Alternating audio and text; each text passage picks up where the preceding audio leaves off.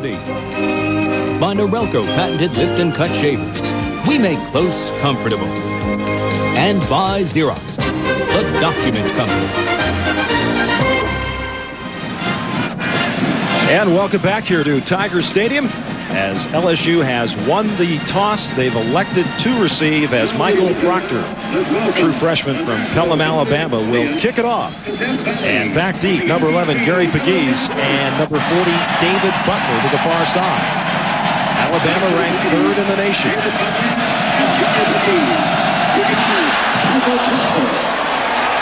The kick goes to Pegues, number 11, right at the goal line.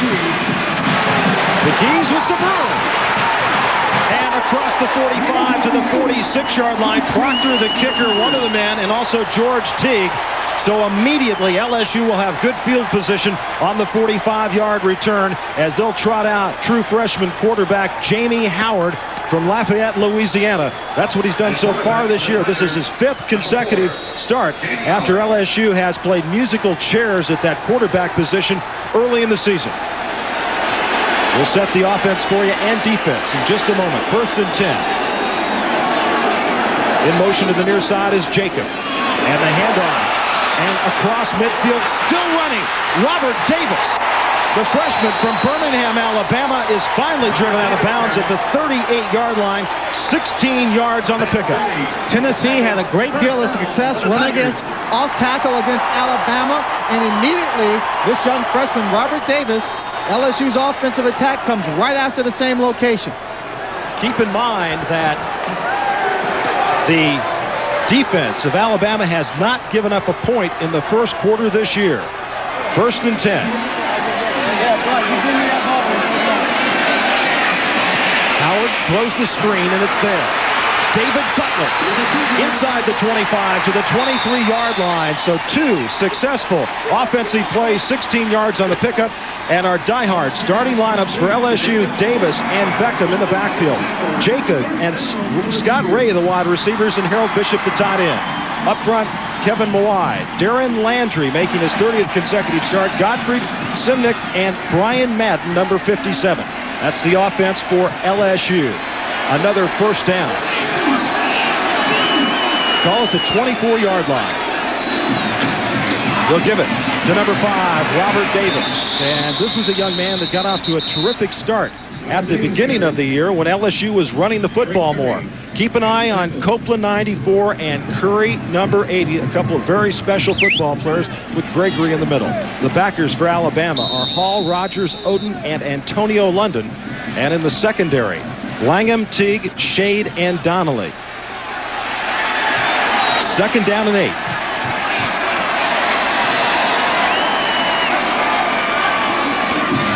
They'll pitch it back to Davis. Trying for the outside, and it's not there, as number 52, Michael Rogers, a sophomore from Laverne, Alabama, was able to chase him down over on the far side. That's a look at Robert Davis. He is just one of 4 true freshman tailbacks. And when you throw in Robert Toomerlin, who they've moved to fullback, you've got 5 true freshmen who run with the football. And all of them are in the position of trying to learn how to run the football, learn the system, trying to find the comfort level. But Robert Davis, by far, has adapted the quickest. 3rd down and 8. As that Alabama defense just given up 18% of 3rd down conversions, and inside the 20 to the 18-yard line as Robert Davis is brought down by Jeremy Nunley, number 73. And that will bring up a 4th down for LSU, and a field goal situation coming up as Pedro Suarez will come into the game to attempt the field goal. Pedro could be a key factor in this ball game. I saw him kicking earlier during warm-ups easily from the 40-yard line, making this. 35-yard attempt. And it's good.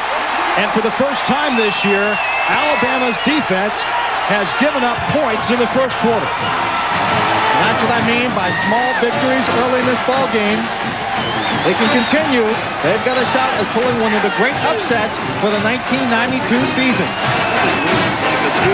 They will kick it to Chris Anderson away from David Palmer, and Anderson will bring it across the 25 to the 26-yard line. The tackle made by Lee Williams. Number 7, Jay Barker, 6'3", 209-pound sophomore from Trussville, Alabama, who is unbeaten as the Tide starting quarterback dating back to last year.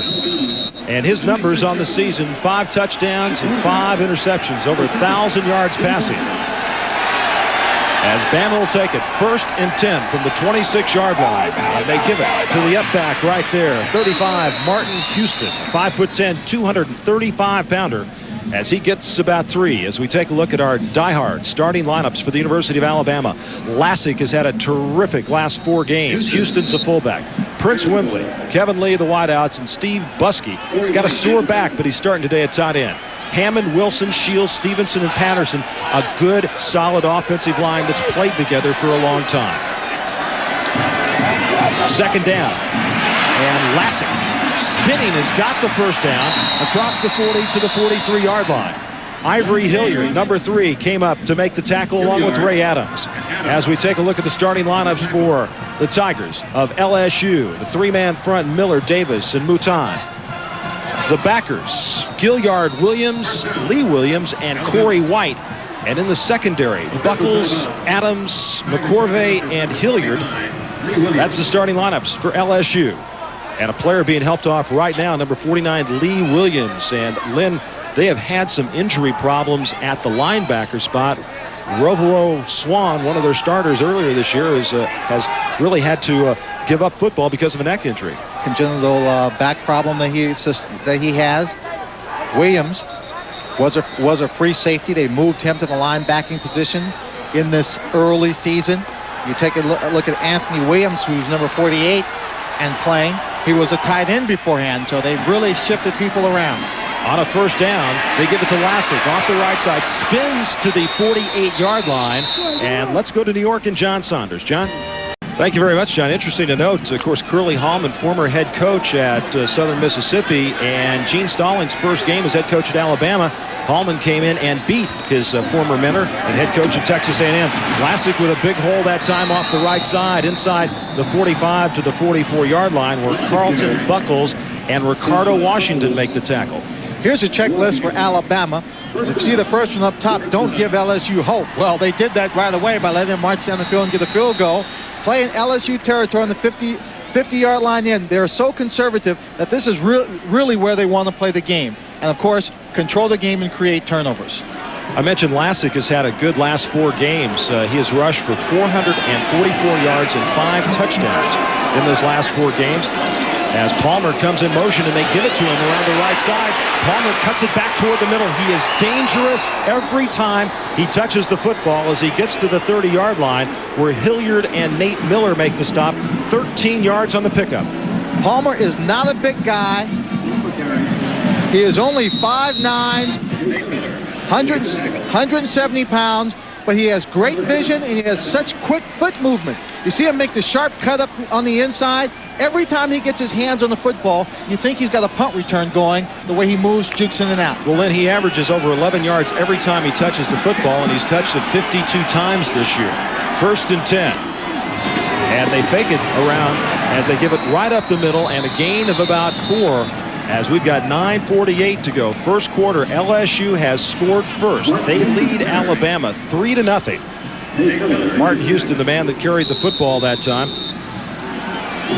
I'll tell you one thing in terms of college football is getting an idea of what a team's going to do. Take a look at that graphic. Alabama's offense on the ground, rushing the football, 100% on 2nd down. Knowing that going into a ball game can get your defense in a position to really stop that unit. 7th play of the drive, 2nd and 7. As they give it to Lassick. Cuts it back toward the middle. He's got the 1st down as he's pushed to the 20-yard line. Daryl McCorvey finally made a tackle. And want to remind you, on Monday, the NFC West rivals collide, as it'll be San Francisco and Atlanta. That's coming up at 9 Eastern time Monday night. The Falcons and the 49ers on ABC's Monday Night Football. I mentioned a huge crowd of Alabama fans. Earlier this year against Tulane, they had about 40,000 people supporting them there. They got over 10,000 here today at Tiger Stadium in Baton Rouge on 1st and 10. Palmer's the man in motion. And they'll give it to him. Palmer faked the option that time. LSU hung tough, and he got about 5 yards. Palmer's a guy that will line up as a wide receiver. He'll line up as a running back. And then he'll even line up as a quarterback sometime. He can throw the football. He's got all the talents, extraordinarily versatile, and they want the football in his hands to make moves. He always makes good decisions, too, by the way, so don't think that when you see him on the reverse, when you see him trying to option the football, he feels uncomfortable. He's a headsy player. Palmer's averaged over 10 yards a carry rushing and over 10 yards receiving. As Lassett gets a couple of tough yards there, that's going to bring up a 3rd down and about 2.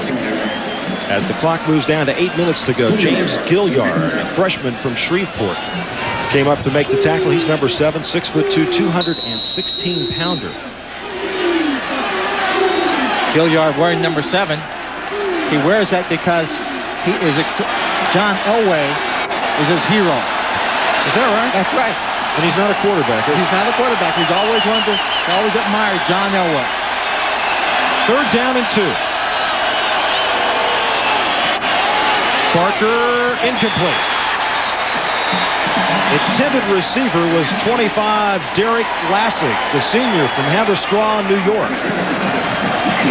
And that'll bring up a 4th down situation. So LSU's defense, they stretched out a little bit that time. Alabama was able to bend them a little bit that time, but they held on, and now Bama's going to go for the field goal. So we've got, at this point, 2 offensive drives, one by each team, that have mirrored each other, and we're waiting for Michael Proctor to see if he can put the 3 points on the scoreboard. 29-yard attempt. He's 14 out of 22 so far this year. And it's good. So Proctor has tied it up with 7:27 left to go, first quarter. Alabama and LSU are tied at 3 apiece. He has, but Gary Pegues, number 11, who returned the opening kickoff for kick yardage, wants to make sure it's not going to be as successful this afternoon. Butler is also back deep. And the kick will come to Pegues, and Butler's, wow, I'll tell you, I don't know if Butler made the right call there. There was some room to go.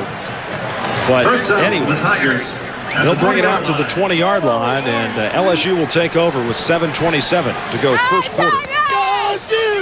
Obviously, LSU has got to take some risk in this ball game to gamble. You were talking about not bringing out that kickoff.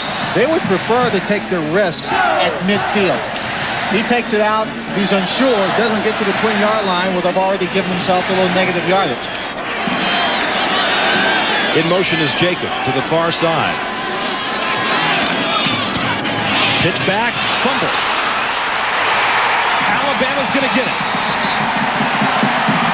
Lemansky Hall, number 11, was the man closest to the football as Jamie Howard fired it back to tailback Robert Davis. Take a look at the play here. Number 80 is Curry. He plays it along the line of scrimmage. Look at number 55, Antonio London. Comes in, makes a big hit, but the ball is gone. This is the thing that's been killing LSU all year. They have just self-destructed constantly. And deep in their own territory. Exactly. We're talking an 18-yard drive for a touchdown. Ball at the 17-yard line as Barker will hand it off to Lassett. And Lassett gets down to the 10. That was Lemansky Hall, by the way, with the fumble recovery, as Ivory Hilliard comes up to make the tackle. Looked like there was a bit of a mix-up. I don't know if Davis thought he was going to get the football. They faked it to Beckham into the line of scrimmage. It appeared as though the ball just bounced off his shoulder pads. Yeah, but it's part of what they want to eliminate in this ball game. On the checklist we have for LSU, one of the things they have is called silly mistakes. That was one of them. Second down and 3 as Lassett will get it one more time, and Lassett down inside the 5 to the 4. And one of the things that Alabama does so well is their turnover margin. They are at plus 11. That ranks 7th in the nation, and it's the best in the Southeastern Conference. First down for Alabama as head coach Gene Stallings has got this team well rested. He said they really needed that week off. You'd think a lot of teams on a winning streak playing well would just want to keep on going. He said no, not at all. They needed that time. First and goal from the 4-yard line. Handoff off the left side, and power running right there by number 35, Martin Houston. And he's going to be stopped just short of the goal line Robert Deschâtel, number 46, a sophomore from Lake Charles, Louisiana, was there to make the tackle. And Williams, you can see that right leg heavily bandaged, is leaving the field right now. Second down. Second and goal. Vlasic, the deep back. He gets it. Touchdown.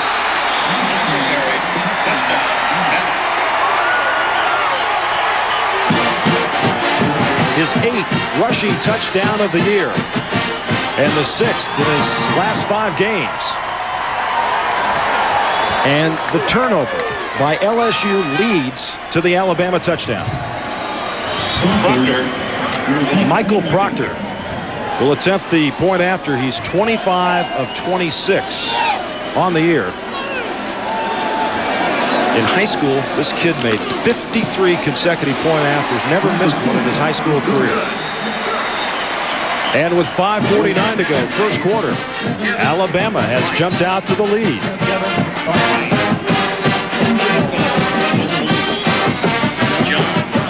Outdoor swimming pool attached to the west end of the building. It was planned by Long as the largest pool in the country at the time of construction in the early 1930s. There's a look at the young man from New York that scored the touchdown. Vlasic, 8 carries, 48 yards, and a touchdown for Derek Vlasic. And he is a workhorse. He will sometimes carry the ball on a drive 8, 9 times, just powering down the field. Proctor to kick it off. And it's a short kick as Butler takes it for the 6. And Butler gets to the 24. Let's go to New York and John Saunders. Roger, Southern Miss in Florida. Eric Rhett leads them back here, diving in, leaving his feet at about the 4. Gets in for the touchdown. Ford on top, 7. Roger, back to you. Thanks, John. 1st and 10. Jamie Howard, who has been drafted and signed a contract with the Atlanta Braves, and after school this spring will report to their minor league organization. Incomplete on that pass. And Lynn, your checklist on LSU.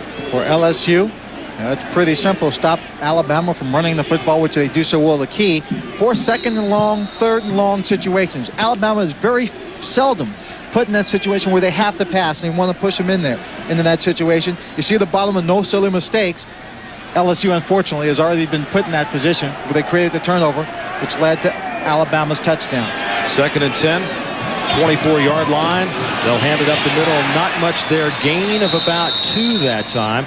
The ball carrier was number 32, Jermaine Williams, a junior from Donaldsonville, Louisiana.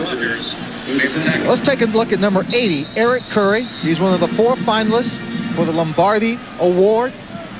Look at him. He gets off the line, good quickness. You see a man pulling out to block him. That's what you mean by good feet. You see the way he just kind of avoided the blocker?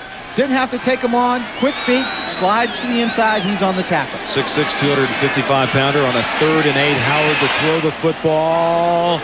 And it was a complete, yes. What a catch at the 39-yard line. There were 2 receivers in the vicinity. Scott Ray, 17. It looked as though it was intended for him, but Jacob made the catch. You see a play like this on the volleyball game, Roger, where somebody fakes like they're going to spike it and someone else does. Look, that Scott Ray looks like he's going for the ball. It's tipped a little bit, but Jacob is alert. He's right there, and he makes a catch. Oh, couldn't have been more than a ½ inch left on the sideline. Nice grab, and Jacob has caught at least 1 pass in 17 straight games now. He's a senior from Crowley, Louisiana, as Torrey James goes in motion to the far side on 1st down, and Davis has no running. The running game's been a mystery for LSU this year, because in their first 4 games, Lynn, where they went 1-3, they rushed for over 600 yards, and they lost those 3 games by a total of 14 points. Their last 4 games, they've rushed for less than 300 yards, and they've lost those 4 games by a total of over 60 points. So they're really scratching their head about what's going on. They are scratching their heads, but they're facing a defense which is also forcing them to change their strategies a little bit. Last year, they put the ball up in the air about 40 times against Alabama, and Alabama anticipates them doing the same thing here. On 2nd and 10, Howard is going to tuck it under, and he doesn't get very far. He loses about 3 yards on the play as James Gregory, number 98, a junior from St. Louis, Missouri, was the first man to get to him. Now, we talked about Curly Hallman had been rotating quarterbacks, not just this year, but last year. 4 different players have played quarterback this year. Jamie Howard was decided upon 4 weeks ago in the Colorado State game to lead the way. And, you know, he's learning how to play the position. He's a true freshman. And that's the first time he's been sacked over the last 3 games. And he's got pressure on him right now. He's able to elude it initially. He's got all sorts of room. He can get to the stakes and does. Beautiful job by Jamie Howard, the freshman from Lafayette, Louisiana.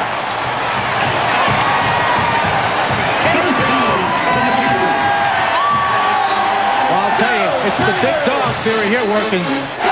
Look at number 80, Curry. He's the big dog, and he's putting the chase on the Jamie Howard. Jamie sees him. Plus, number 55, Antonio London. He says, I better run a little faster. He gets to that corner, and he is very fortunate. There's no one else over there. He picks up some big yardage for that first down. 14 yards as Jamie Howard, the true freshman, shows you some running ability. And LSU has it 1st and 10. The ball right at midfield. First man through is Beckham. Seemed to be a little bit of a mix-up right there. Howard limping just a little bit as he comes back to the huddle. I was watching Curry on that last play, Roger. He engages his man, drives him back about 2 yards, and then he starts working laterally along the line of scrimmage, but he's already in the backfield. I mean, there's no way you can expect to get a big gain when you allow someone on the defensive line to change that line of scrimmage to 2 yards in your backfield. LSU faced now with a 2nd and 9, and this is what Alabama does so often, getting their opponents into those 2nd and long, 3rd and long situations. On the 8th play of the drive, Michael Rogers makes the tackle. We talked about some of the quarterback shuffling. Remember Tommy Hodson, who set all sorts of Southeastern Conference records, now with the Patriots, finished up here in '89. Those are some of the guys, or those are all the guys, really, that have played in 90, 91, and this year, 92. And Howard's the first true freshman to start at quarterback for the Tigers since Steve Ensminger back in 1976. But he has won the job. LSU 2 of 3 on 3rd down situations. It's 3rd and 7. He's going deep. Intercepted inside the 5-yard line. Number 10 back there, Tommy Johnson, makes the interception on the pass intended for Scott Ray. And the Tide defense has now intercepted a pass in 22 of the last 27 games under Gene Stallings. Tommy Johnson's first interception of the season. He was a wide receiver and a quarterback before. You look at him going after the ball, he looks like a wide receiver there. Going up in the air, trying to catch it at his highest point, inside position on Scott Ray on that interception. First interception this year. He had 25 interceptions at Niceville High School in Florida. So Niceville? Niceville. Yeah, it wasn't so nice for the other guys. 2:12 to go, first quarter. Alabama, Barker, play action, and he wants to go deep and just past the outstretched hands of 37, Kevin Lee. And tomorrow on ABC Sports, figure skating's great champions and young stars will break deep in your own end early in the game. Go ahead and air it out. Certainly something you wouldn't expect Alabama to do. No, not at all. But obviously LSU would have rather have scored, but this interception inside the 5 is as good as any punt. You're right on that. You're right on that. 2nd and 10. Barker wants to throw it again. He's in trouble. He's sacked. He is sacked by James Gilliard and the safety.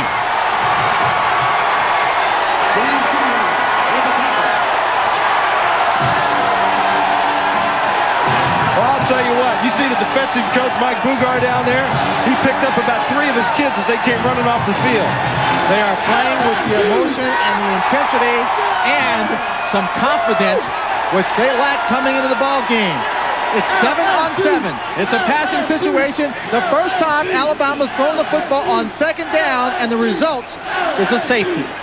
Unbelievable, that stat that they had not thrown on 2nd down coming into this game all year. There's Bugard right there. He was fired up. We were talking to him about 3 hours before the game today. Well, Barker, they put him in a position in his own end zone. And Lynn, you make a good point. They're just not used to that. They don't do that sort of thing. Gene Stallings takes as few risks as possible. He only does offensively what he needs to do. He told us yesterday, if I could win them all 8-7, I'd be real happy. And he would like for the situation to arise where it's his choice when he puts the ball in the air and takes chances. He decided to do something tactical because he felt the defense wouldn't be looking for it, and he was right. But LSU played it well. Gilliard comes up with a big play that they need in this ball game, results in 2 more points and possession of the football. Gilliard's been very active so far. He's got 5 tackles and that sack. And when's the last time you had a 10-5 game? 20, huh? That's what it is here. Alabama 10-5. They'll get the free kick. Brian Deal will send it down. And bobbled momentarily and then picked up by number 3 of LSU, Ivory Hilliard. And Tigers going to have good field position. There's a look at Gilliard. Ivory Hilliard. He's just one of a number of true freshmen. He's out of Shreveport, Louisiana, that are seeing a lot of playing time. Both of these teams, though, returned 16 starters. It's a little deceptive, though, for LSU because Curly Hallman plays so many guys, and he starts one guy one week and one guy the next week. He's looking for the right mixer. Well, he wants to also keep them fresh, but as you said, they're young, and he's looking for the guys who are going to play for him for the long term. Wesley Jacob in motion on 1st and 10, right at midfield. The first back has got nothing going.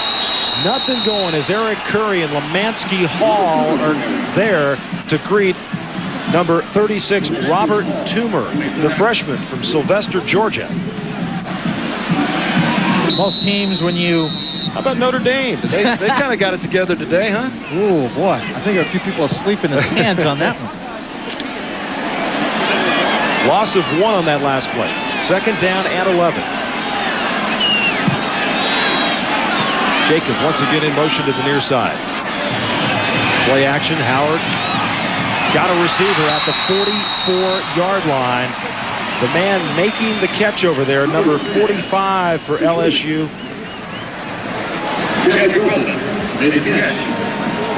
Get a number there. Cedric Wilson, excuse me, number 41. A freshman from Thomasville, Georgia. Here's a tough situation for LSU. It's 3rd and 5. You figure they're going to throw the football, might come in with a draw. Alabama's defense is so solid, they only send 4 people, very seldom blitz. Trips to the far side for LSU on 3rd down and 4. Howard pump fakes, now he goes deep. He just throws it up in the air, and another interception. Yes! Another pick, this time by number 13, George Teague, the senior from Montgomery, his 5th interception of the year and 11th of his career. Bad decision by Howard. He's going to get a little pressure on this by Lemansky Hall, number 11. You see him coming up on the inside. He gets right in his face a little bit, but the ball is just badly thrown deep. There was no chance for Brett Beck, number 87, to make a play on the ball. That's that high hard one he'd throw in baseball. Another offensive punt. So 3 turnovers so far, a fumble and a couple of interceptions, and LSU is still just 5 points behind, and this defense is really fired up. And you can bet your life that coming up on this next 2nd down situation, Alabama will probably run, but they'll have a whole bunch of LSU jerseys on that line of scrimmage. LSU is last in rushing defense in the Southeastern Conference, giving up over 212 yards a game, and last in total defense. They have 5, leads at 10-5. Swan, I'm Roger Twibell.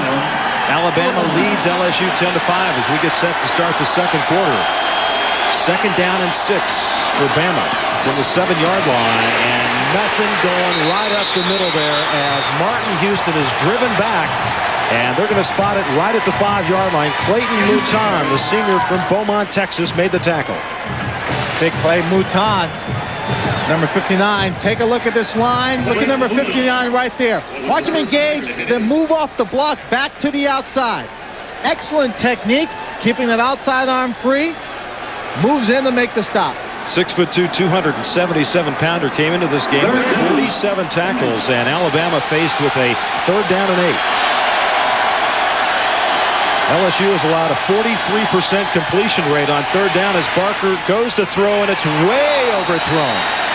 Well, I tell you, the closest receiver was Prince Wembley, number 32 at about the 15. And Jay Barker, who got his first career start here at LSU last year, almost to the day, November 9th, 1991, is 12-0 as a starter.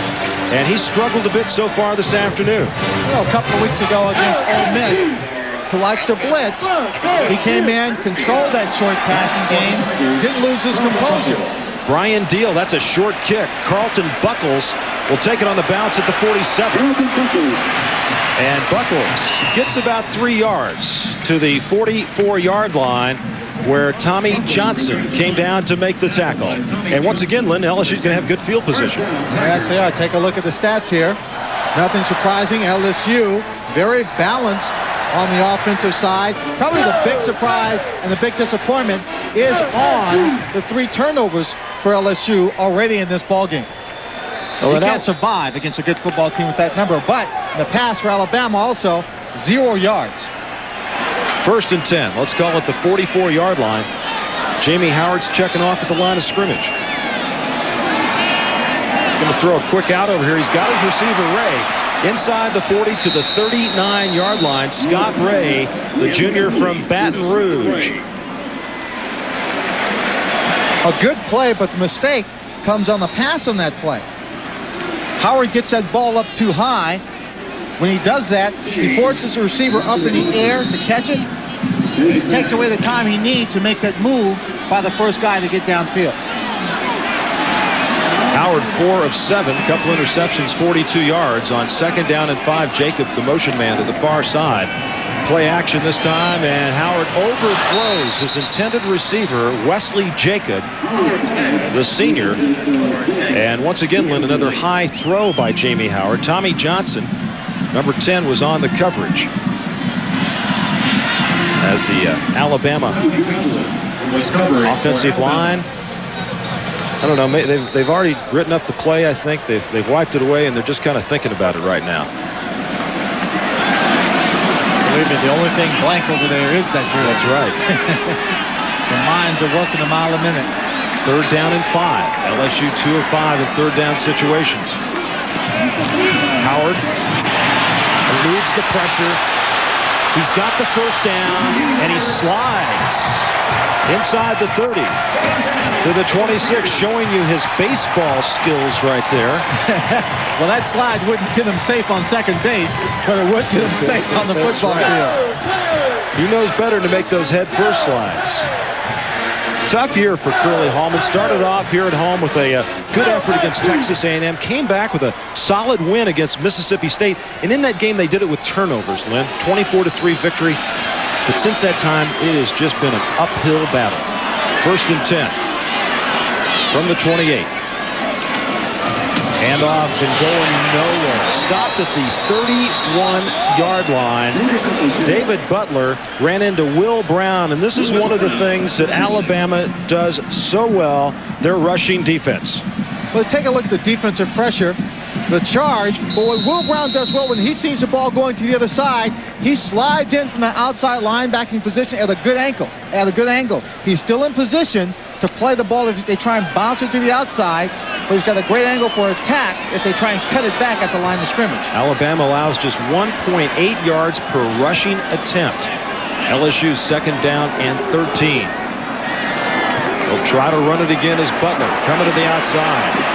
Turns it to the 30 and to the 29-yard line. Gets back to the original line of scrimmage, and that'll bring up a 3rd down situation as James Gregory and Michael Rogers. And this is why Alabama can stop everybody they play. They're number 1 in total defense, number 1 in pass defense, number 1 in scoring defense, and number 2 in rushing defense. And when you throw in that turnover margin, Lynn, you can, it doesn't matter what league you're playing in, you're going to win. Well, Gene Stallings has always believed that you win with solid defense first. Don't make mistakes and don't lose a ball game with your offense. 3rd down and 11. Howard, lots of pressure. Can't elude it. And might have lost the football. At the 40-yard line, he did, and it's recovered by Frank Godfrey, the center. Antonio London was a man putting the pressure on Jamie Howard. London's going to come in from the outside, but look at the pressure on the inside. Number 94, Copeland, good swim move. He comes inside, trying to get in to make something happen there. Jermaine Williams, 32, tried to block him. Pressure comes from the inside, allowing the people from the outside to cut off some angles, get in on the stop. Back deep, David Palmer for Alabama. Brian DeSalle standing back at his 46-yard line to punt it. It's a short end-over-end punt. Palmer the fair catch at the 14-yard line. 10:44 to go, first half from Baton Rouge. Alabama leads it 10-5.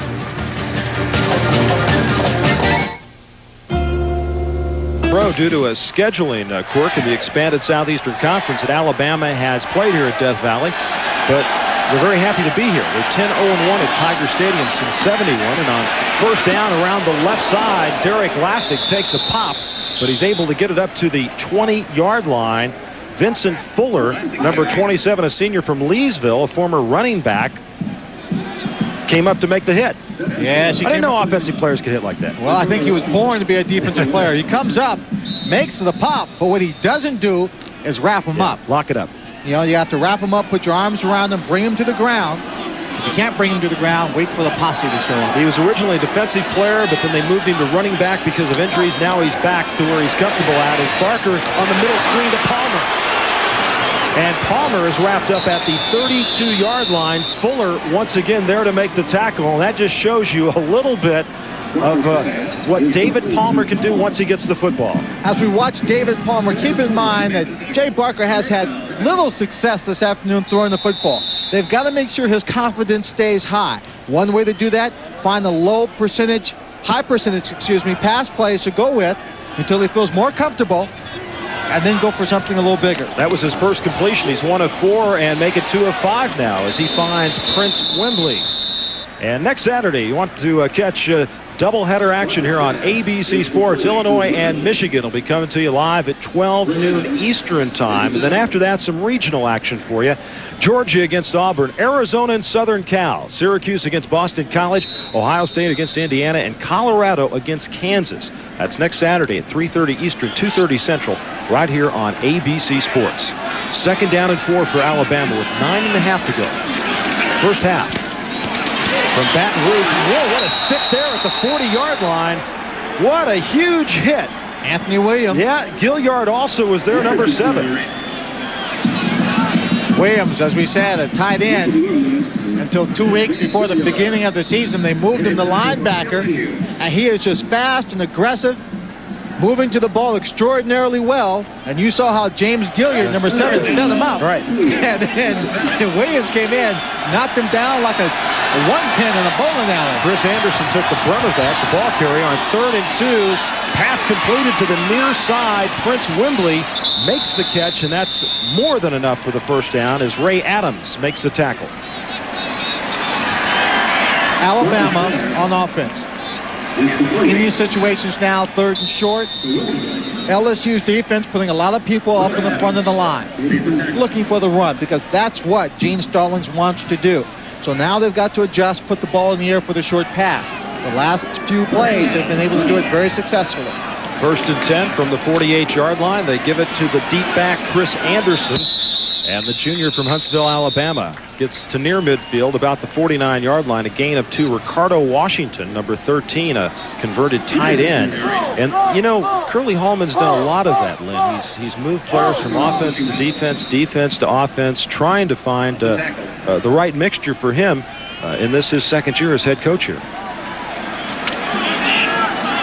2nd down to 9, just a gain of a yard on that last play.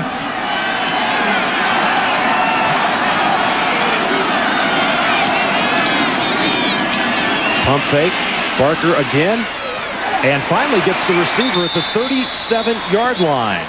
The catch made there by number 85, Curtis Brown. 15 yards in the pickup, and Barker, Lynn, certainly favoring the near side of the field. He certainly is. He's going at Curtis Brown there with a double fake. You saw the quick passes they've been throwing over there to number 32, Prince Wembley, because of the cushion. He pump fakes it, sends him deep, but he doesn't fool anyone. The cornerback does a great job of going back. Number 21, Ray Adams. He recovers.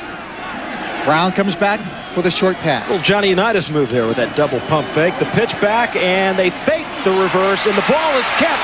Number 33, Chris Anderson, is finally dropped inside the 15. at the 12-yard line by Carlton Buckles. 23 yards on the pickup, and that's what David Palmer does even when he doesn't touch the football. Oh, absolutely. They do this, set this play the whole time. Now he's going to come this way. Everybody's looking for our man Palmer to carry the ball here. He's going to just keep it straight down the field. There's going to be a big hole. They take advantage of it. 1st and 10. The pitch back, and now they give it to Palmer this time. Barker with a block. Palmer inside the 10, down to the 6-yard line. And I don't know who said this Alabama offense was conservative, but they certainly show you a lot of different looks, some reverses, some pitchbacks in different sort of situations, and I think they lull you. I think this guy lulls you into thinking that he's real conservative.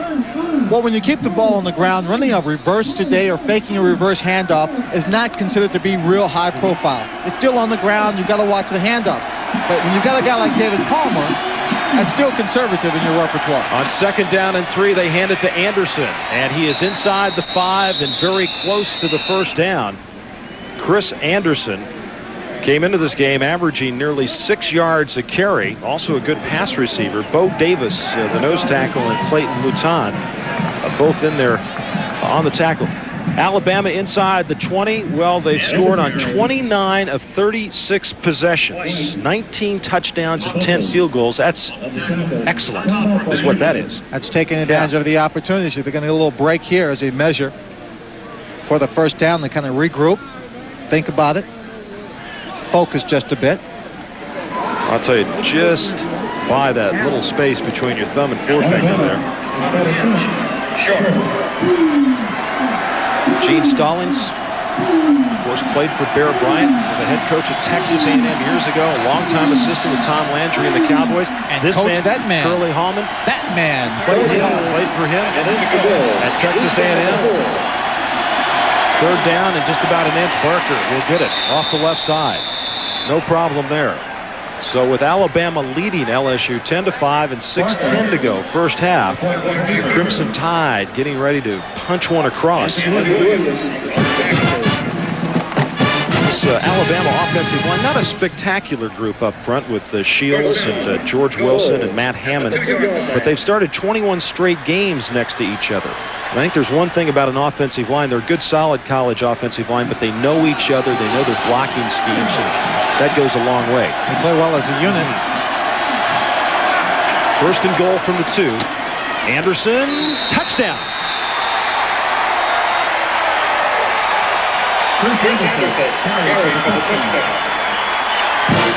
Chris Anderson's 6th rushing touchdown this year.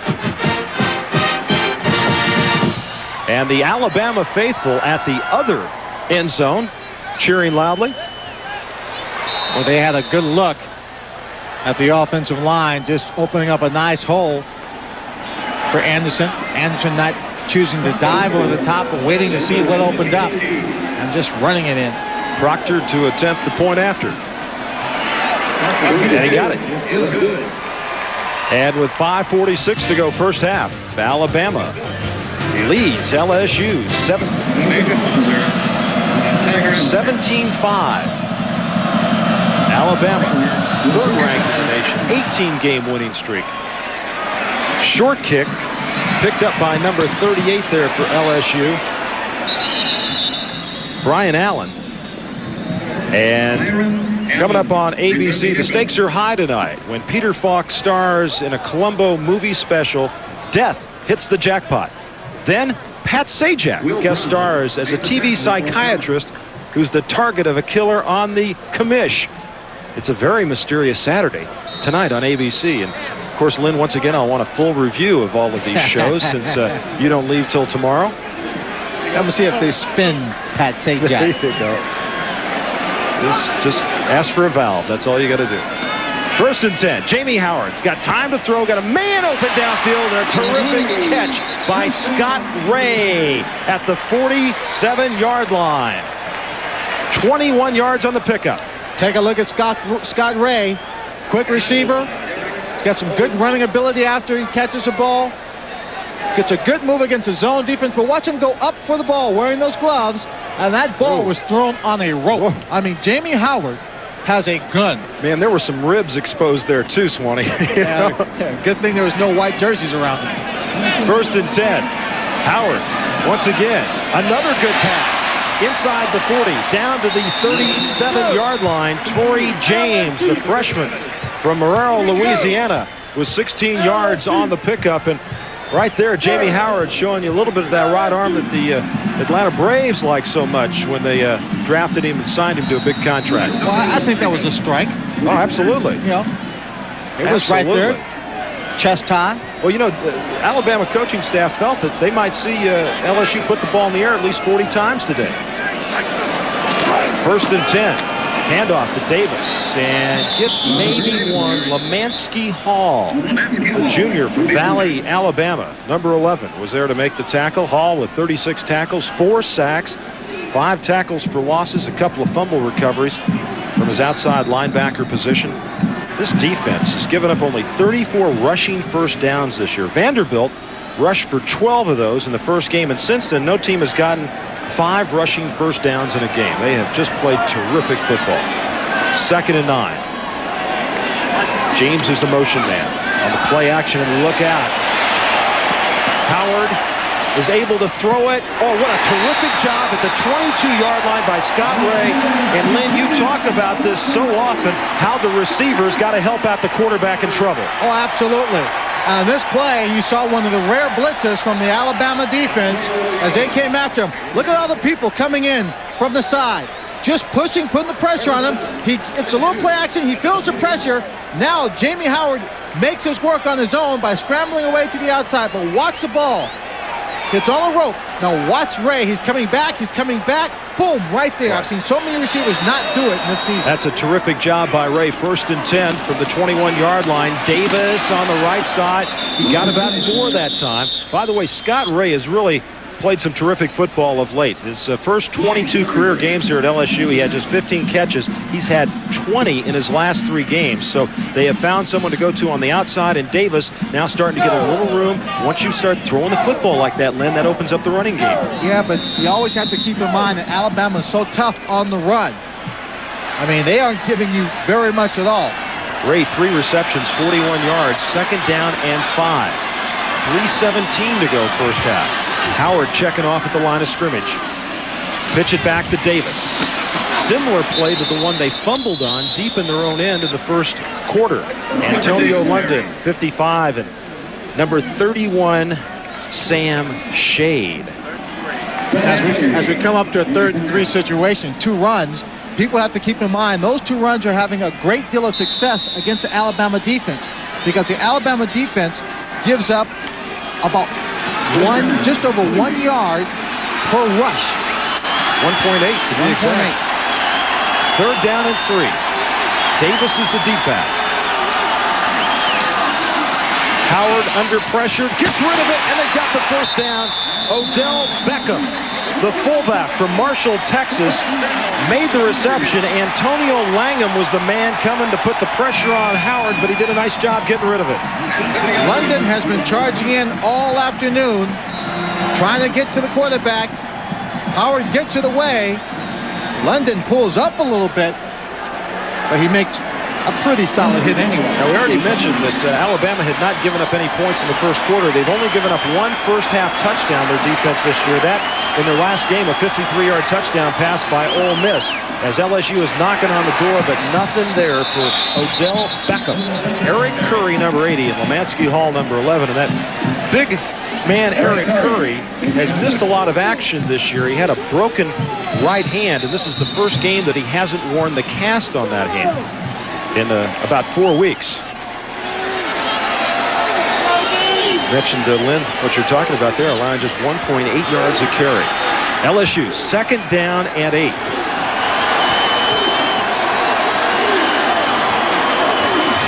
Howard going to the far corner, and there seemed to be a mix-up over there because the only person I saw was Tommy Johnson, and finally Wesley Jacob ran to that far corner.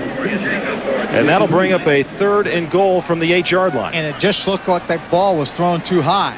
But I'll tell you, Curry was coming in on the blitz. We talked about his hand. There's a shot of his hand, the scar. He has 4 screws in that hand, broke it. It came back on a Sunday or Monday, put the screws in, and he played that Saturday. 3rd and goal from the 8th, and 10th play of this drive as Jacob goes in motion. Hand off to Davis. He is down to the 1-yard line. Robert Davis. There's a penalty marker down. I have no idea what the penalty's for. And that's the first penalty of this half, and the penalty's against Alabama. It looked like the defensive line from Alabama, all set for the rush, took off so quick. It looked like 4 or 5 guys came across that line of scrimmage without even being blocked. The great play called, the draw, perfect in that situation. That is the first penalty of this first half. And now that presents an interesting situation because they're down at the 1-yard line. They'd be 4th and goal from the 1, but with the penalty, they were 3rd and goal from the 8. They'd have 3rd down again and be down to the 3-yard line. Well, you go half the distance. Or half the distance. So it'll be third and 4. Offsides, defense, half the distance, repeat 3rd down.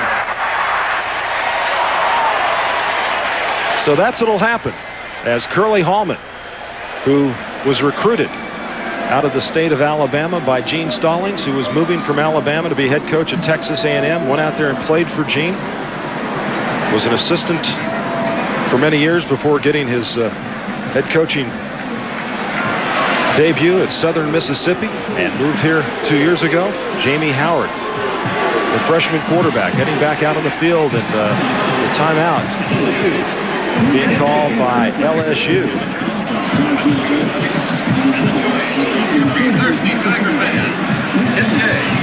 So LSU with the timeout. Coming up on the Prudential Halftime Report, John Saunders with scores and highlights from around the country, and an interview with Miami's Gino Torretta, their fine quarterback down there, who just seemingly finds a way for the Hurricanes to win every week. Maybe not as talented as some of those Miami quarterbacks of years past, but very, very good in his own right. Well, he's got Dennis Erickson for a head coach, and when he puts a game plan together, you know, usually has a high rate of success.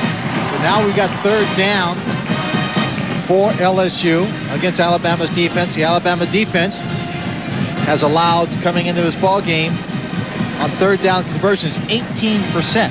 Their defense has only allowed the offense 18% success rate on 3rd down. Curly's over there yelling at the ref. Well, coming into this game, opponents of Alabama, as you take a look at this current drive, 9 plays and 70 yards, have had the ball for 282 plays against the first team. They'd only given up 2 touchdowns and 3 field goals. Now they've given up the 2 touchdowns and 3 field goals as LSU has it 3rd and goal from the 4-yard line. Davis and Beckham, the running backs. Jacob is the man in motion. And the left tackle moved for LSU. Kevin Mouet, who is really their most experienced and versatile offensive lineman, moved. Offense, 3rd down.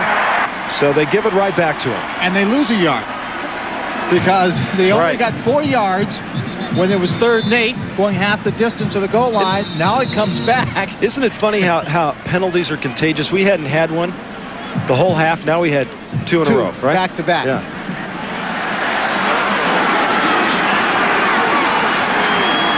Jermaine Williams, number 32, set behind Jamie Howard. And he's just going to throw it out of the end zone. There was absolutely nobody there for LSU. Now I think on 4th down they've got to go for the field goal. When had they not taken the penalty, you know, they might have had a chance from the This is what's called second guess time. Very much second guessing. The smart thing to do was obviously to take the penalty. You had 2 plays to try and get in for the touchdown from 4 yards away. Pedro Suarez with the field goal attempt of 26 yards out of the hold of Chad Loop, and it's blocked. It's blocked. I couldn't tell whether that was Curry or London. Antonio London is strutting like it was his deal. You know, you don't strut unless you do something good. That's right. Let's take a look. Right in the middle, number 55. You're right. He's up in the air, leaning forward in that big hand. blocks the field goal. London was the guy that blocked the field goal at the end of the game last year that prevented a tie against LSU.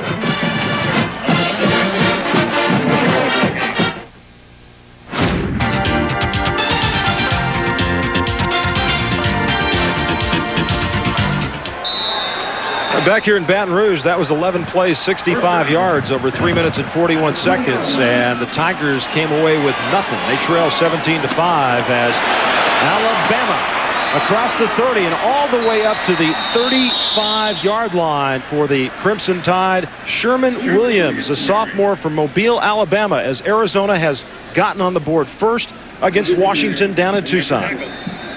Arizona played Miami very tough, and everyone across the country is saying they want to be able to compare Washington to Miami, and they're going to use this game to a great degree to do that. Dick Tomey said you got to remember one thing. That game was in Miami, and they didn't respect us. This game's in Tucson, and Washington respects us.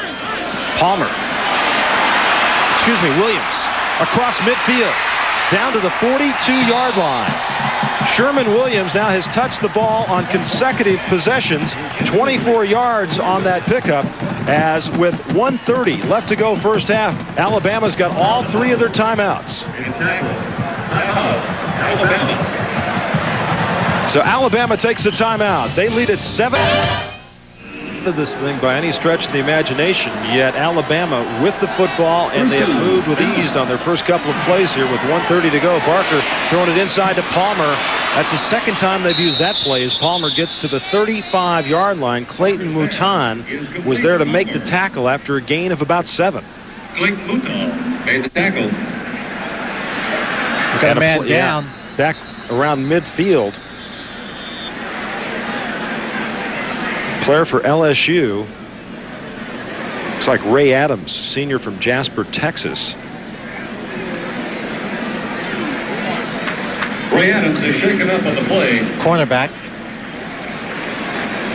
6 foot, 168-pounder. Couple of interceptions this year. And quickly, Alabama now up to the line of scrimmage with the clock running. 1:10 left to go, first half. Barker with a lot of pressure and just throws it away. Now, where's the receiver? There is none. Yeah, there goes the flag. They finally get the flag. Anthony Williams, 48, one of those guys in there putting the pressure on Barker. Well, he came in a hurry and using a little bit of that speed as a tight end. And that's a call, downing the football. Look at this from the end zone. There's number 48. Watch him. Nobody blocks him. The fullback takes him on. He bounces off, putting the pressure on, and Barker just dumps the ball. And, of course, on that penalty, the loss of down. And they'll move it back now to the 49-yard line, and that'll present a 3rd down and 18. 1:05 left to go. LSU with 2 timeouts left. Alabama also with 2. And the blitz coming once again. Barker is able to get rid of it, throws it out in the direction of Palmer. But pressure coming from the outside that time by LSU, and Alabama will be faced with a punting situation. Carlton Buckley, number 8, doing a great job. Jay Barker feeling the pressure. Not as calm as he was against Ole Miss in the passing game. Curly Hallman looking at his team with a chance possibly get some points before they leave for this first half. Deal back to punt.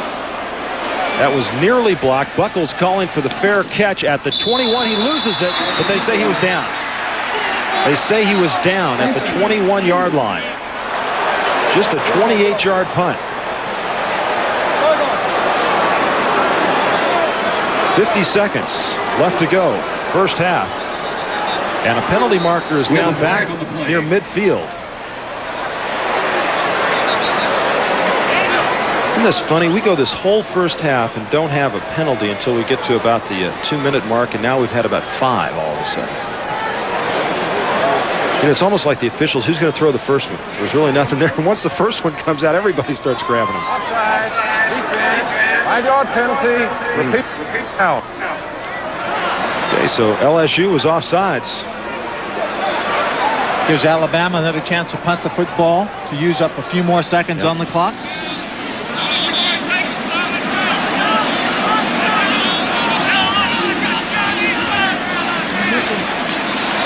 kind of funny. One of the odd things about college football that I never get used to is players and the numbers that change around. Brian Deal was listed as number 6 and number 14, but he's wearing number 12 today. That's something. And he just made a little dive as he hits that punt to the 1. Buckles juggled it. Now Buckles has got a seam. Buckles is knocked out at the 25-yard line by guess who? Number 12. Or was it number 4? Or was it 11? 6 or 14. The punter got him. The punter got him. Ryan Deal, great punt that should not have been caught. This is almost blocked, number 1. He picks up off the ground, gets it away, good two-step punter. Excellent punt. Gets down to the 1-yard line. Oh, look at the fall.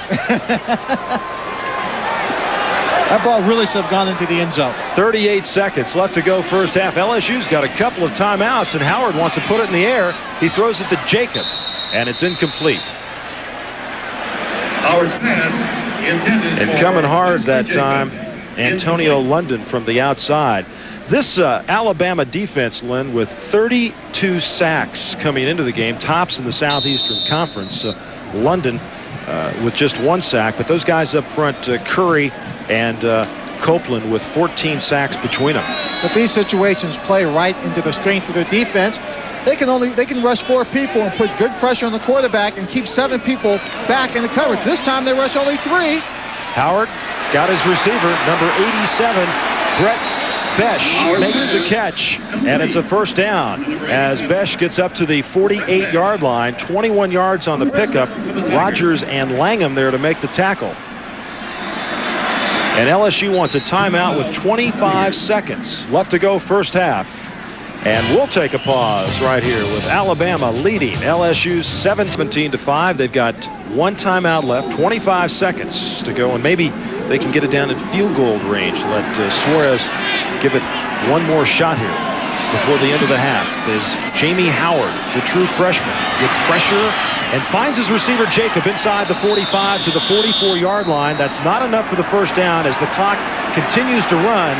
And Howard's trying to get his team to the line of scrimmage, and they finally decide that they'll burn that final timeout with 13 seconds left to go. This was a year for Curly Hallman, Lynn, where they had 7 home games. And I think anytime you look at your schedule, and I don't care who you're playing, but if you've got 7 home games, that's a real advantage for you. And it just hasn't worked out that way for them here. And they're in the midst of a situation where they have never had an 8-loss season in the history of LSU. And if they lose today, this will be their longest losing streak ever. Well, and it's unfortunate because this team has really been in a lot of those ball games. So those 7 losses, there was 1 game they lost by 6 points, 1 game they lost by 3 points, and 2 games that they lost by only 2. And so they could have 4 wins as opposed to 5 wins as opposed to the 7 losses at this point. He told us, and we met with him yesterday, he said our team has been, we got them in the 4th quarter in position to win, and then we haven't.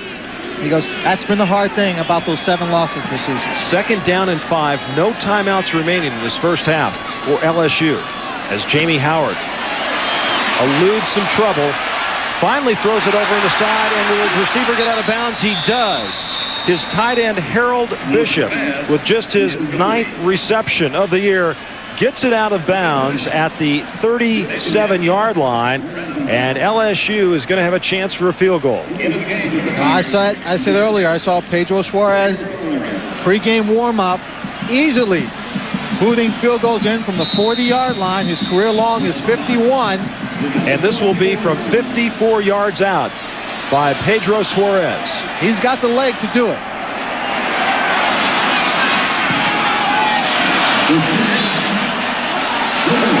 That's way short that time. Never really got any height on it. And that completes the first half of play with the 3rd-ranked Crimson Tide of Alabama leading LSU 17-5.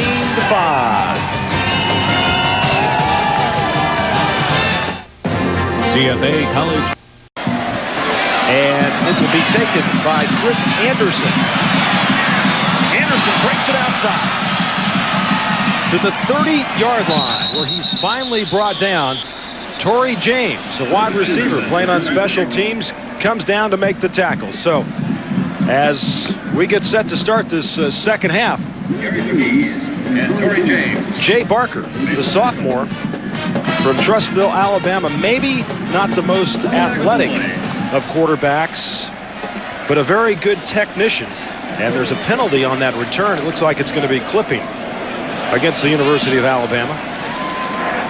Fitting on the return, 15-yard penalty, first down.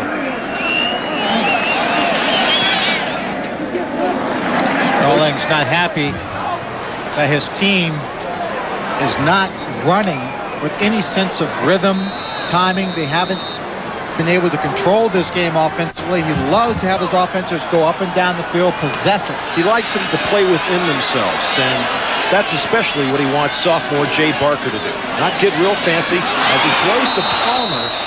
And the other thing is to get the football in that young man's hands, because so many good things happen when he touches it. And sometimes, Lynn, even when he doesn't touch it, if you feature him, good things happen. Well, if you feature him and he's not coming in with the big plays, what he forces the defensive side to do is just play him, to put someone over there to pay closer attention to what he's doing. If you bring a man up on his face to prevent that, then it creates an alley somewhere for the running attack or another receiver. Houston and Anderson are the running backs, and that's Anderson, number 33, as he comes to the outside to the 20-yard line and gets to the 21 before Ricardo Washington and Daryl McCorvey make the tackle, and there are your halftime statistics. Well, again, on the LSU side, the big number, the 3 turnovers right here, I think really shot themselves in the foot in the first half. You look at passing for Alabama, they put the ball in the air a lot to only have 71 yards. But it's the rushing which has put them between the goalposts and the points on the scoreboard. On a 3rd down and 4, they've outrushed their opponents per game, 221 yards to 59. And on the 3rd down, the pass complete. And to the 29-yard line is Chris Anderson, his 12th pass reception of the year. Buckles and Washington are over there on the tackle. But the running game is something that Alabama has done very well all year, and Lassick has been a key in the last 5 weeks. And sometimes in this sort of offense, Lynn, all you want from your quarterback is just to be sound. Don't make any mistakes. Just make sure the handoffs are there, the short passes. Every once in a while, try to hit that home run as Anderson gets it up the middle, and he'll get about 5 to the 35. Well, at this point in the ball game, I have to say that Alabama's offense has been terribly unimpressive.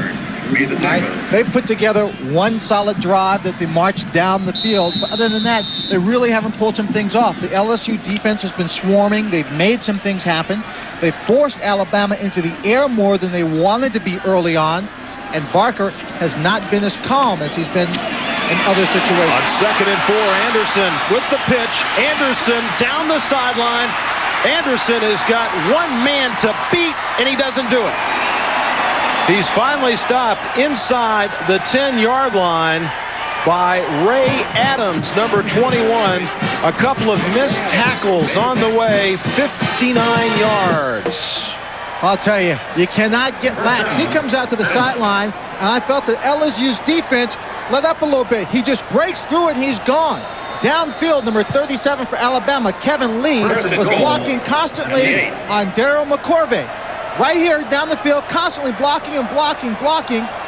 Number 21 slips through Ray Adams, but they were pushing people all the way down the field. Alabama just doesn't give up. Bama wants a timeout. That's the longest run of the year for Anderson of 59 yards. And the touchdown-saving tackle by Ray Adams. Chris Anderson, one of the reasons it worked is because look at the people. 1, 2, oops, that's not a 2, 3, 4, 5, 6, 7, 8, 9 if you count the other guy on the other side, all on the line of scrimmage. Once you break that line of scrimmage, there's no one else there to make the play. Boom, he's down. There's a 10th man coming in from the sideline. That means only 2 people are in that secondary to make the stop. And a couple of missed tackles on that play. 1st and goal from the 8-yard line as right up the middle, driving to the goal line was Sherman Williams. And They're going to mark it just shy. Now, the report is Derek Lassick has a bruised shoulder and may not return. As you take a look at Lassick walking the sidelines right now. Carlton Buckles. Look down low.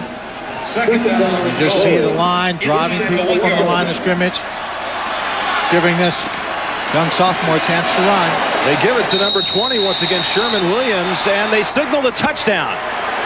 Williams carried. Touchdown. And he stretches stuff.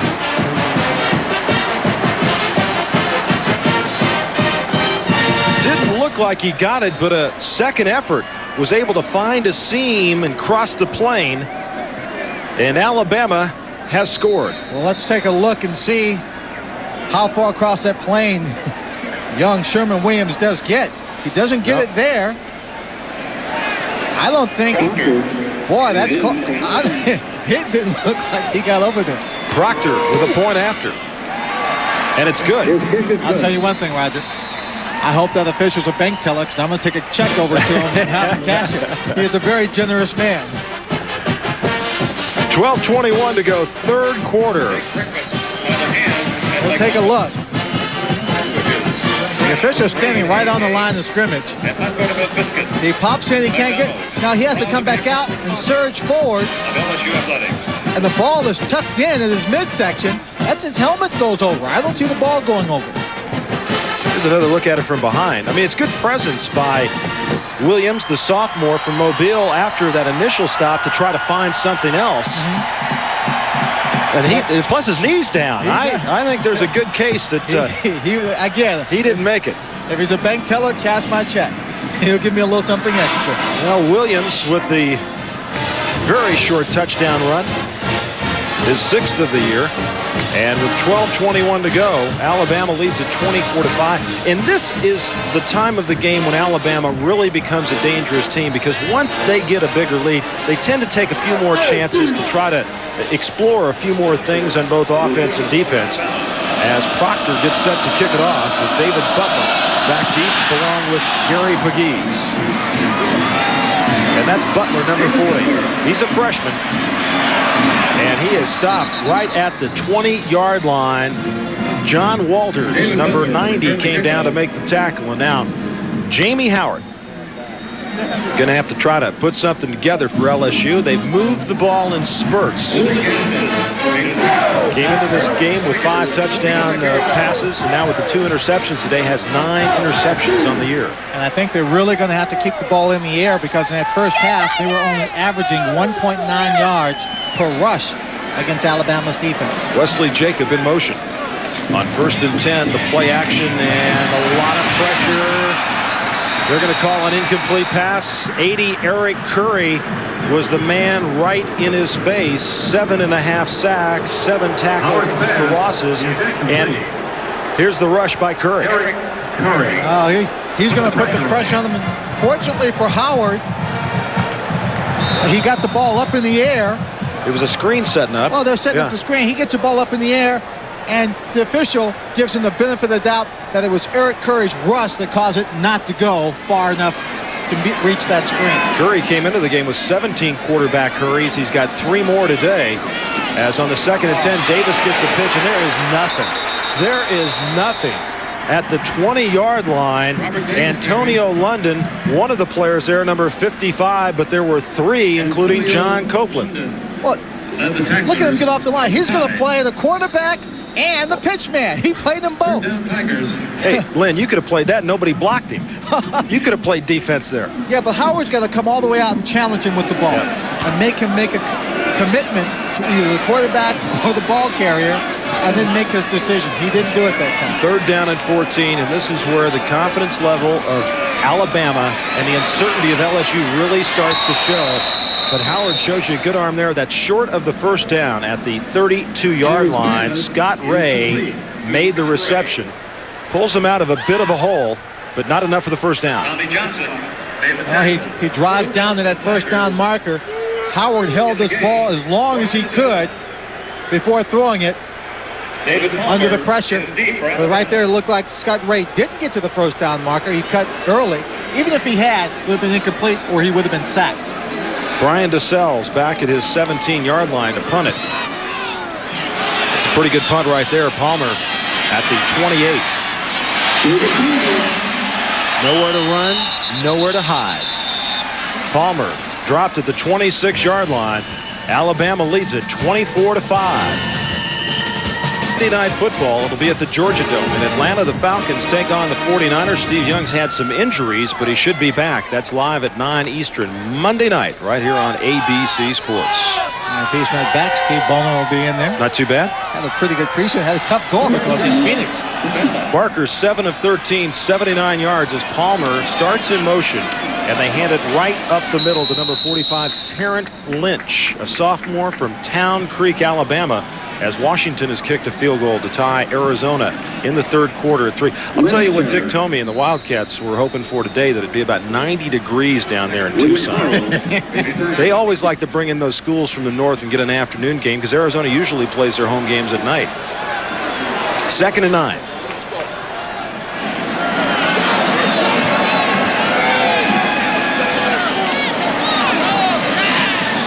Play action by Barker. They're going to try to set the screen up to the right, and Anderson has got no room to go anywhere as Williams was right there to make the tackle. Bobby Williams, a sophomore from Ruston, Louisiana, was right there, played it perfectly, and a loss of about 3. No, you know who else is from Ruston, Louisiana? Burt Jones. Terry Bradshaw. Is Burt from there too? Nope. Terry is. Terry is. Okay. One of those quarterbacks. Burt's from Louisiana. I know that. 3rd down and 12. Barker going deep downfield. Just off the outstretched hands of number 37, Kevin Lee. Kevin Lee, a sprinter on the track team. Perfect example of what I said at the top of the show, Roger, about Alabama opening up their offense, trying to get people to think about this team as more than just a running attack. But further on down the road, they've got a comfortable lead at 24-5. Blocked. The punt was blocked. Wesley Jacob fumbles it around. It's still being fumbled around, and LSU is going to come up with it. LSU has got it inside the 5 at the 3-yard line. 42, Rodney Young looked to be the man that blocked it, and then there was a battle between Wesley Jacob and one other player to try to pick it up. Oh, Brian takes the ball easily here. 1, 2 steps. He's getting ready to go. Oh, that's a 3-step approach to the you punt. See how high Young was? Rodney Young gets up in the air, but he takes 3 steps, Roger, for the punt. He's normally a 2-step punter, gives him the extra time. That was Gabe Northern and Jacob trying to pick it up. LSU has got it. 1st and goal from the 3-yard line. Pitch back and around the right side. Hard running right there by number 36, Robert Toomer. And once again, that Alabama defense, which is so tough against the run, George Teague and Antonio London. Take a look and see how they broke through on the block punt. Everybody's coming straight up the middle. He just squeezes in the seam. Rodney Young does right up the middle and has a direct run at the punter. Big break for LSU. 2nd and goal. Beckham 33, and that's Toomer 36, and nothing doing. This is just an awfully strong Alabama defense. Copeland 94, Gregory 98. They're number 1 in total defense. They're number 1 in scoring defense. And the reason is because at the line of scrimmage, they win the battle. They're just not winning the battle. They're dominating. Watch on this next play. Watch them come across the line of scrimmage as if they're not even being blocked. 3rd and goal. Howard with some play action. Trying to find some. Penalty marker is down. Jamie Howard finally is pulled out at the 10-yard line, but there was a penalty marker down early in that play, and it's dropped in the end zone. You know, Howard's already got that baseball contract signed. He's a right-handed pitcher. He's going to get chased a couple more times and thinks it's going to be a lot easier throwing that fastball out on the mound. Well, right now, he's happy to hear that the penalty is against Alabama. Copeland and Lemansky Hall were the players giving chase to Jamie Howard. I'll tell you, this Alabama unit gets off the ball so quick on defense. You know what I try and do to them? I have my offensive line come out in the two-point stance, get their hands on their knees. Have the quarterback kind of dance around a bit, talk to his players, come up. Holding defense. Penalty be half the distance from the previous spot. Repeat third down. And then walk up to that center and take the ball on the quick count to prevent this Alabama defensive line from getting off the ball quicker. Well, you know, earlier in the game, they used the draw effectively. Of course, down near the goal line, that's a tough play to run. No one's going to back up. Right. They're going to stay in tight down. Exactly. So they've got it now at the 1.5-yard line, 3rd and goal.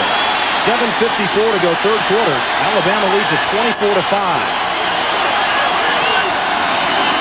Toomer tries the right side. He's got to turn it up. Battle touchdown, LSU.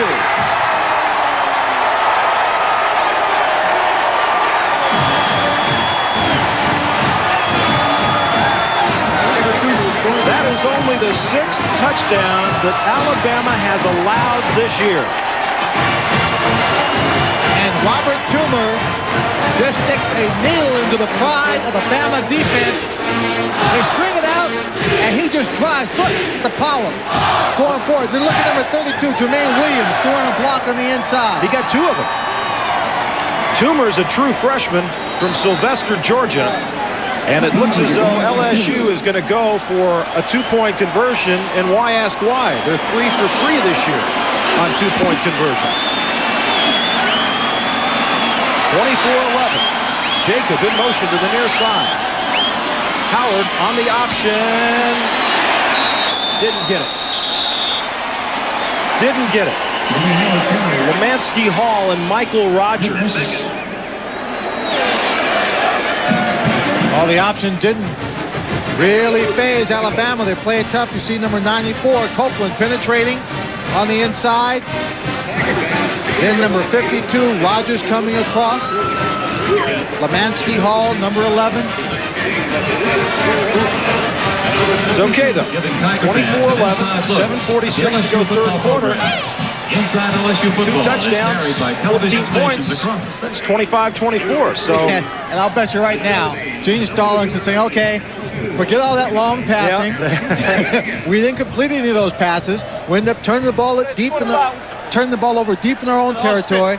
Let's get back into our game plan of running the football, get some more points on the board, and run this clock out. I saw Hootie Ingram, the Alabama athletic director, at halftime, and he told me, he says, I don't know if that off week was good for us or bad for us. He says, you know, you think about it, and he says, it's great to have the rest and whatever, but the fact of the matter is they were rolling along. They were 8-0. They had just been playing terrific football, and he was concerned that now they'd gotten out of their rhythm. And now LSU has started to force a couple of things. And Gene Stallings, I don't care whether Alabama has an 18-game win streak, but he is deathly afraid of coming to Death Valley, especially 2 years in a row. Curly Hallman told me, he says, you can never predict how a team will come off a bye. Herkamp hits a line drive that Anderson fumbles inside the 5. Anderson, penalty markers down as he's brought down at the 23-yard line. You can just see the energy and the emotion now coming out of the players from LSU. Absolutely. Mike Sefto. Byron Allen made the tackle. Holdings against Alabama. You know, it's interesting. Last week I did the Georgia-Florida game, and I worked with Dick Vermeil, and there was a blocked punt early in the game, and Dick, who's a statistics fanatic, says that more times than not, if a team has a punt block, they usually lose the football game. And it happened in the Georgia-Florida game last week. Now, On the return, holding on the receiving team, 10-yard penalty, first down. this is a little different situation here, but we'll keep an eye on that thought through the rest of this game. 7:35 to go third quarter. The LSU defense right now really needs to stop Alabama in their half of the field to try and get more field position for their offensive unit. Sherman Williams, number 20, is the deep back, and he's got the pitch. On on the right side and out of bounds at about the 20-yard line. Gain of about 6. John Morgan, number 90, a senior from Rayne, Louisiana. They're stretching it out. He is a tough ball player. He already has his degree. He's in graduate school. John Morgan, that is. 3-time SEC academic honor roll for Morgan. Yep. Well, as a matter of fact, there's 6 players on the Alabama team that have already graduated, including Eric Curry. You look out there on the sidelines. 2nd down and 4. That was Lee in motion to the near side. Williams trying the right side again. He's going to be very close to the 1st down. And Lynn, you were absolutely right. Alabama now with this 13-point lead going back to the ground, just trying to ground it out.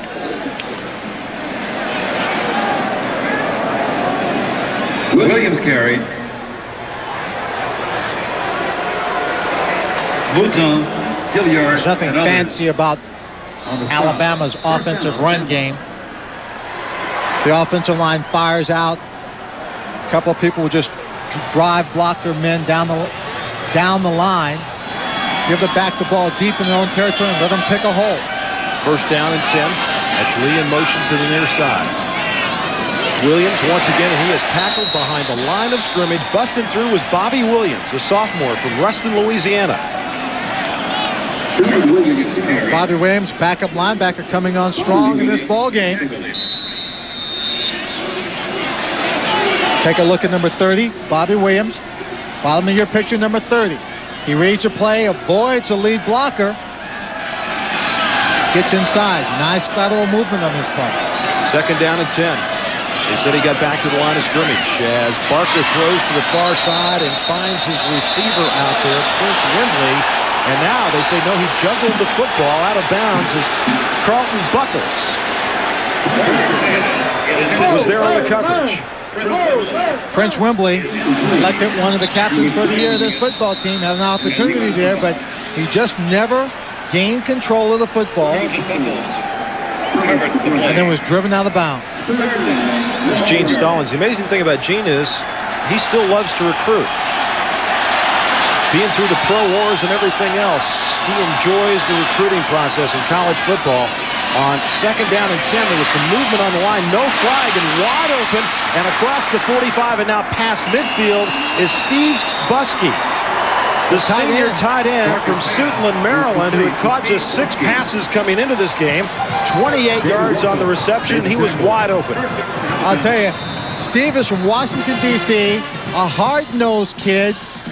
Never thought he'd ever see himself down in Alabama playing football. Said he's glad for the opportunity to get away to some bad things that could have happened to him in Washington, D.C. Not the best hands in the world, but he comes up with a key catch. Playing with a bad back today also, as Williams tries to take it to the left side, and he's driven out at the 45-yard line. Vincent Fuller was the man that came over to meet him. You know, LSU has not beaten Alabama in Baton Rouge since back in 1969. Long time to go on your home field without beating these guys. Oh, yeah. Well, hello there. Isn't that special? There we are. Where's that guy at? Is he next door? 2nd down. Williams wants to throw it. He's going to Palmer downfield. Broken up. Beautiful play by Carlton Buckles. Sherman Williams threw the pass. And it was a pretty good pass, too. Yes, he did. But Buckles was right on the play. You know, we expected to see Palmer in this situation throwing the football. But they kind of fool all of us. Put Williams in the situation going to Palmer. But Buckles, I'll tell you, he's a guy who takes everything personally. Was not going to let David Palmer get the easy touchdown on him. Fine coverage right there. Vincent Fuller might have picked that off. It just bounced off the shoulder of Buckles. 3rd down and 7. Alabama's 4 of 8 in 3rd down situations. Barker pressured. He's dunked at the 46-yard line. The 2nd sack today by LSU. And it was Bobby Williams who's really come up big. And this LSU team, not known for getting to the quarterback, has gotten there twice today. Every time they've had to throw the football down the field deep, in a third down situation, the receivers take too much time to get open. Blitz, perfect opportunity in that play. LSU had just 12 sacks coming in to this game today. And look at this punt going out at the 5-yard line. Deal hit a beauty. The 5-yard line. Timeout on the field, 5:12 to go, third quarter. Alabama leads LSU 24-11. Have ever been found. Roger Twyble, Lynn Swan with you. Alabama leads 24-11, and keep in mind that 11 points equals the season high that Alabama has allowed this year. That was to Arkansas. And as we take that shot over Christy Phillips, former gymnast. There you go. Now a cheerleader at LSU.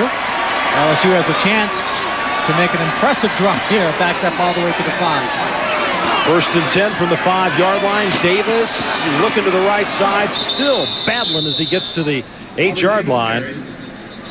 And Pedro Suarez, we're told, will not return today. He's got some back spasms. And the kicking game has been a problem. Herkamp has not made a field goal this year. Suarez has missed a couple of games. Unfortunate death of his brother, had to return home, missed a game. Had a problem with Coach Hallman earlier this year, sat out a game. And so there's been some inconsistency there, whereas Suarez led them in scoring a year ago. Second down and 7. Howard looking on the right side, gets it downfield. This tight end makes the catch. Harold Bishop, and a pickup and a first down for LSU. Boy, what an athletic play there by Jamie Howard. Oh, what a great play. Harold Bishop. I would have never thought that Howard would have come out with that ball. Take a look. He just spins, reverses on it. And Bishop comes away with a great catch. Bishop, a big target at 6'6" and 250. First and 10 from the 18-yard line. Play action. Howard, that's batted down. And man, right in his face was John Copeland. Jamie Howard's pass is blocked. John Copeland and also Victor Lockett, number 99. They were both there. Watch number 99, 94 side by side. They run a little game. 99 gets inside, Copeland's on the outside, and it's Copeland's left hand that gets up and makes the play. John Copeland, for the 4th time this year now, Lynn, has batted down a pass attempt. He's 6'3", 261 as Jacob goes in motion to the far side. Second and 10. They hand it up the middle. Davis has got some room. He spins across the 25 to the 28. And let's go to New York and John Saunders. John? James Gregory. Louisville and Texas A&M. Rodney Thomas with a nice bit of running here, 27 yards. But watch when he gets inside the 5. He just leaps and takes it the rest of the way through the air. They're rolling 33-12. Roger. Thank you very much. I hate it when people do that unnecessary jumping. Drew Pearson did that once in the Dallas game. Yeah. Twisted in the air, came down, twisted his knee. Exactly. Third down and a long one. They throw it downfield and the reception made. Yes, and it counts. Scott Ray, you bet. Team. Oh, what a great set of hands he is showing you this afternoon. This ball again by Jamie Howard comes in on the rope, showing you the ability of his arm, on the run, fires it. Watch this catch on the sideline. He goes up in the air, just on his fingertips. Wow. Is that any good? Oh. Is that any good? Hey, put it on the stage and call it ballet. Scott Ray, the junior from Baton Rouge, 5 receptions, 57 yards, first and 10 at the 33-yard line on the option. Now Howard's got a man open, and he just throws it up in the air, and it's going to be picked off. At the 24-yard line, George Teague, and man, did he have a receiver, Shedrick Wilson, wide open. I don't understand that. Every time he tried to go deep down the middle of the field, it looks like he's throwing a punt as opposed to a pass that someone is going to catch. Where's the pressure coming from? Well, right there. 94, John Copeland. That's why he threw it so high. Yeah, but when he throws that kind of pass, he can't throw it and turn his head. Roger, he just took the ball, threw it, turned his head, looked down, and caused that ball to go right up in the air. Second interception today for Teague, 12 on his career now. As LSU had something working, and now Alabama's got it, and they immediately go out to the far side to number 32, Prince Wembley. But Carlton Buckles was right there to bring him down with 3:22 to go, third quarter. Carlton Buckles made the tackle. Now, watch his head, Roger. As Jamie goes back to throw, he's going to get pressure. He's got to keep focused. He just turns his head. When he turns his head goes down, the shoulder and arm come up, and he launches it like a rocket. Because he had his man wide open. 2nd and 6.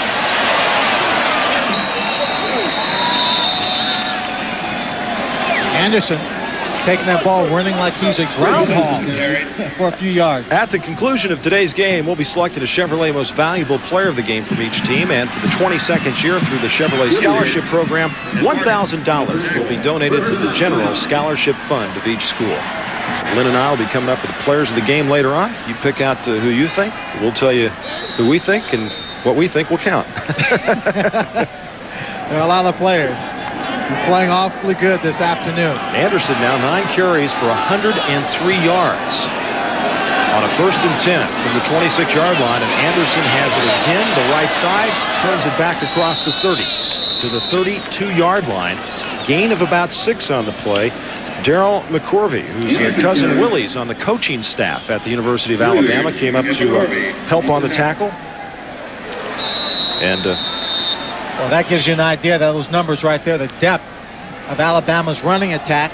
Your backup tailback comes into the ball game and easily picks up over 100 yards for you. And we're still in the third quarter. Just over 2 minutes to go. 2nd down for Anderson. Going to lose a yard on that play. Next Saturday, I want you to stay tuned here to ABC Sports. We've got a doubleheader for you. Coming up first, our national game will be out of the Big Ten, Illinois against Michigan. That's live at 12 noon Eastern, 11 a.m. Central, and 9 Pacific. And then regional coverage for you, Georgia, Auburn, Arizona and USC, Syracuse and Boston College, Ohio State, Indiana, and Colorado and Kansas. Check with your local cable company for the pay-per-view possibilities in your area, as Alabama has it 3rd and 6 at the 30-yard line. Barker, blitz on, he's down. Ricardo Washington was the man that came and got him. And Barker is sacked for the 3rd time today. And there's their defensive coordinator, Mike Bugar. Mike excited about the way his defense is playing. Watch number 13, right in the center of the screen, Ricardo Washington.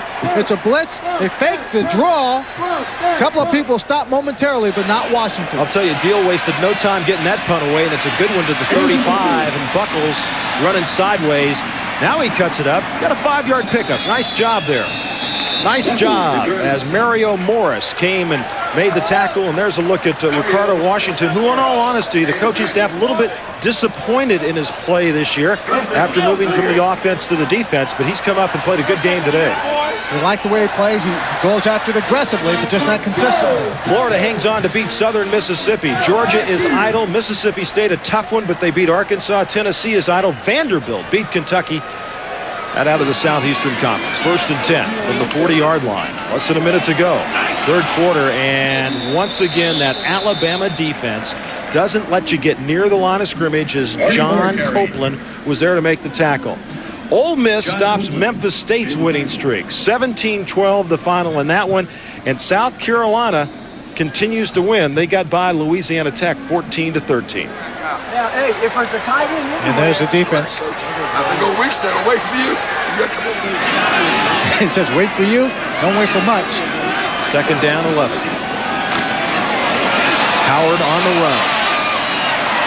Oh, almost a grab over there by Brett Besh, and Howard is down at the 25-yard line, holding his right arm. Derek Olden, number 56. Excuse me, Lynn, I'm sorry. Yes. Watch, I believe it's Derek Olden, number 56. He's rolling out. Number 11, Lemansky Hall was blocked. And watch the pressure right here. That's 56. 56. Olden comes in and just lays a stick on him. And that is the right shoulder. Come on, baby. We are. As you mentioned. So Jamie Howard has gone to the sideline. Jamie Howard into the was game. shaken up on the play. And, you know, It's secondary right now, but the young man does have a professional baseball career in front of him. But the primary thing you're hoping right now is that he can come back in.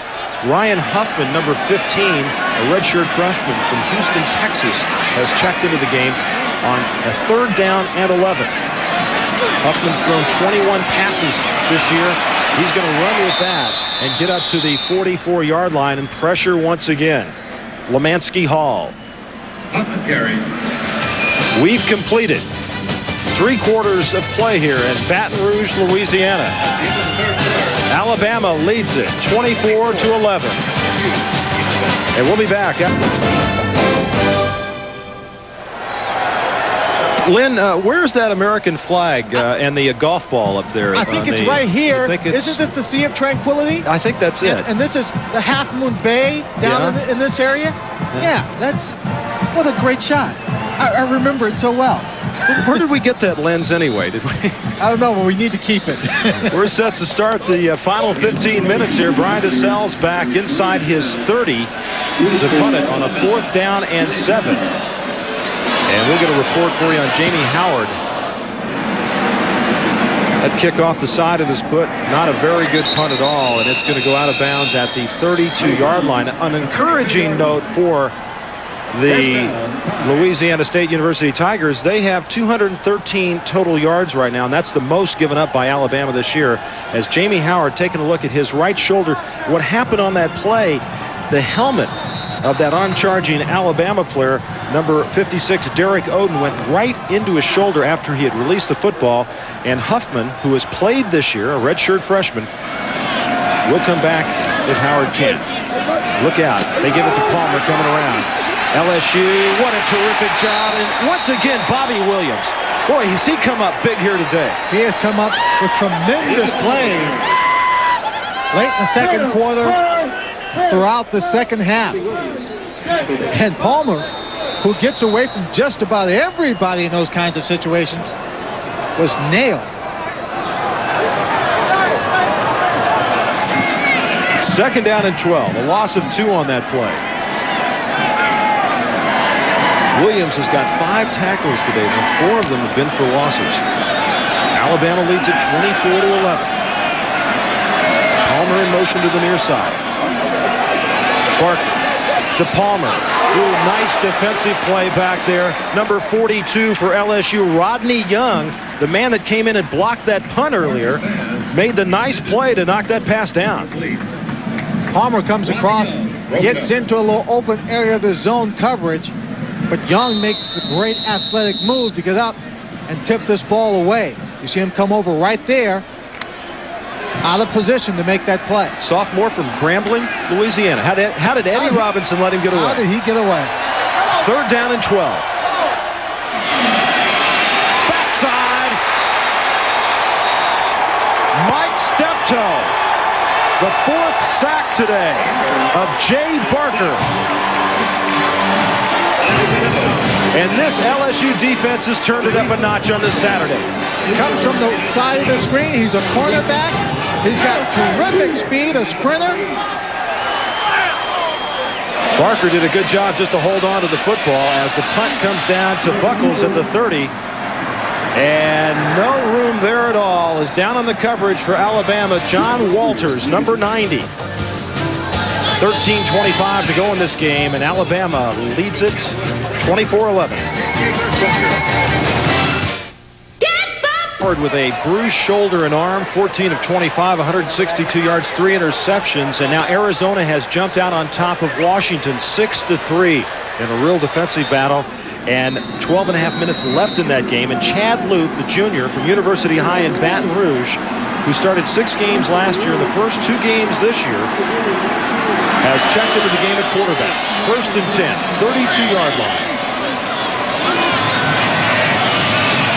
Plenty of time to throw, and he finds his tight end, Harold Bishop, a junior from Tuscaloosa, Alabama, if you will, at the 40-yard line. LSU has, throughout the day, had good success moving the ball on 1st down, keeping away from too many of the 3rd and long situations and 2nd and long. Chad Loop had some success last year, completed 58% of his passes, over 1,100 yards and 9 touchdowns. Second down and 2 for LSU, 12:49 left to go in this football game. Loop to throw again, and he comes to the near side, and yeah, he made the catch on the near side over there. Brett Besh. Let's go to New York and John Saunders. John?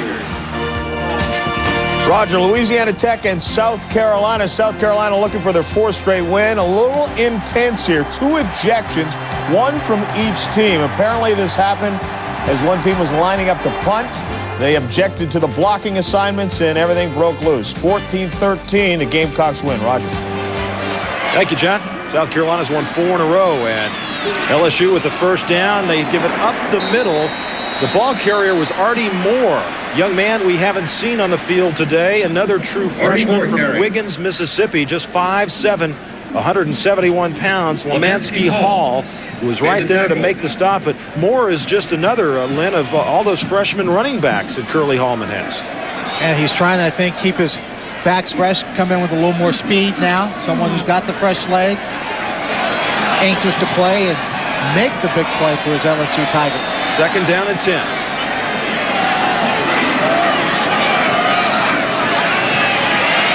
Luke, a lot of time throwing across the field is tight end Bishop. That's a first down at the 37-yard line. And Harold Bishop, being from Tuscaloosa, has to be awfully fired up right now. He's getting very involved in the passing scheme of things for LSU. Chad Loop, junior quarterback with experience and game savvy. In the 6 starts of last year, finding the receivers downfield. Heads he moved to roll out a little half roll and find his tight end coming across the field. First and 10 from the 39-yard line. Luke 3 for 3 and 30 yards on the play action. And a moment. Well, he gets rid of it. No, they're going to say he was down. They're going to say he was down. Derek Oden, 56, one of the men there. Well, this is not the NFL where there's an in-the-grasp kind of rule. Luke does a good job. Give this sack to the reputation of the Alabama defense, because he was squarely on his feet and made a great play. The 3rd sack today for Alabama, and for Derek Oden, his 2nd of the year, and that's a loss of 8, so it's 2nd and 18.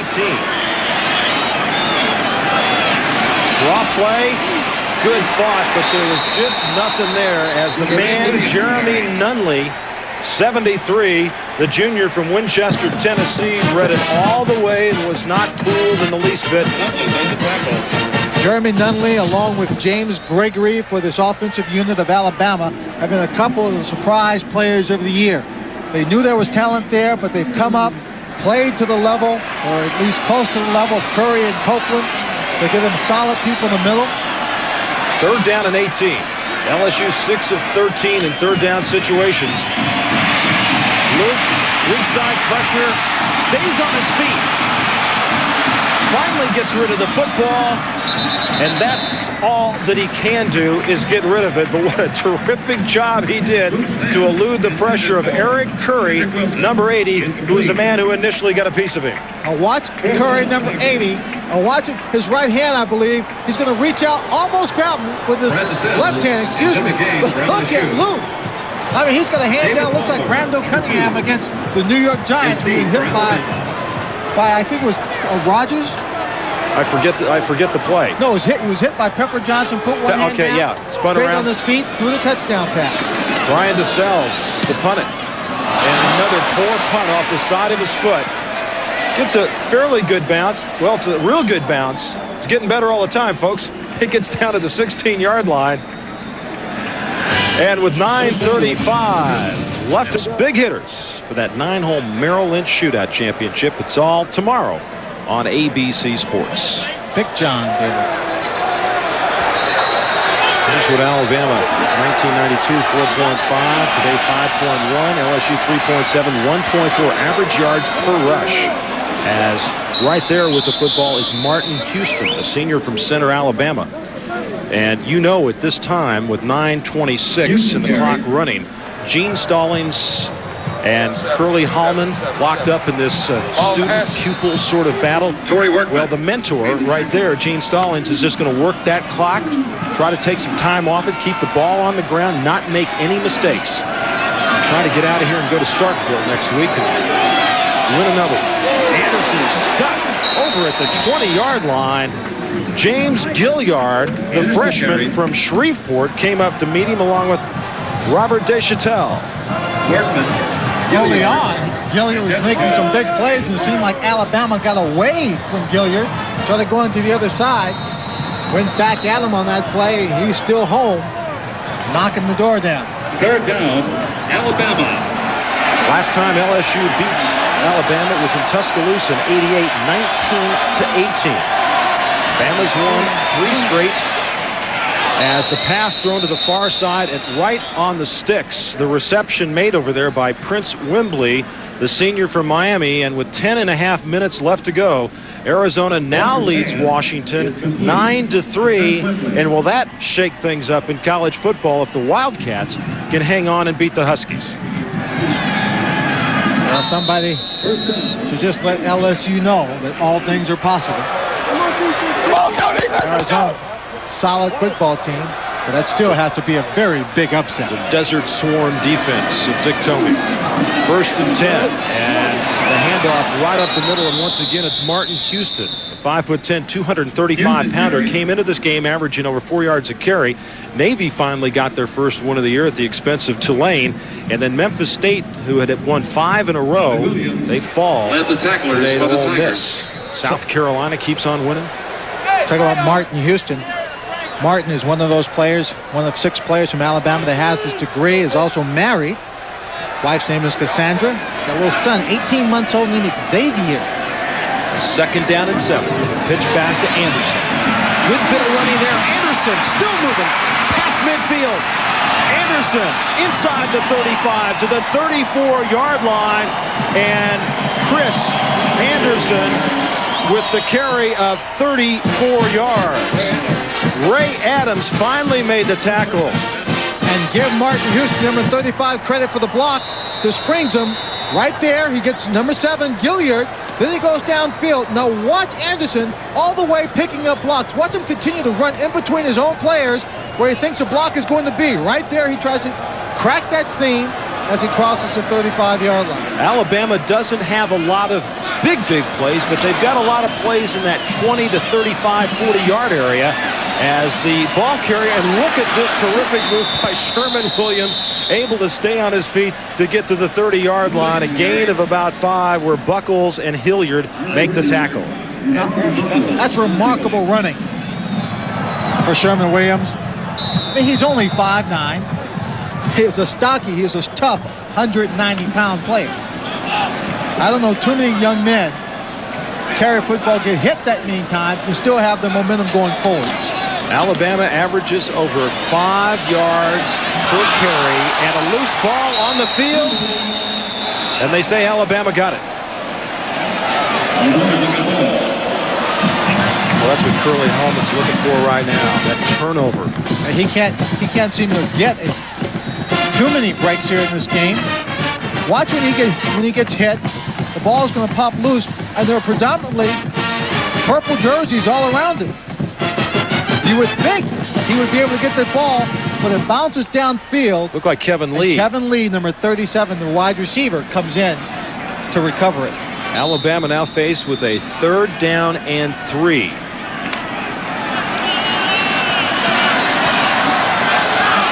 Alabama has 98 more first downs this year than their opponents.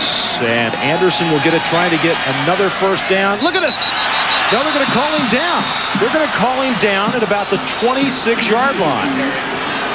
Goodness.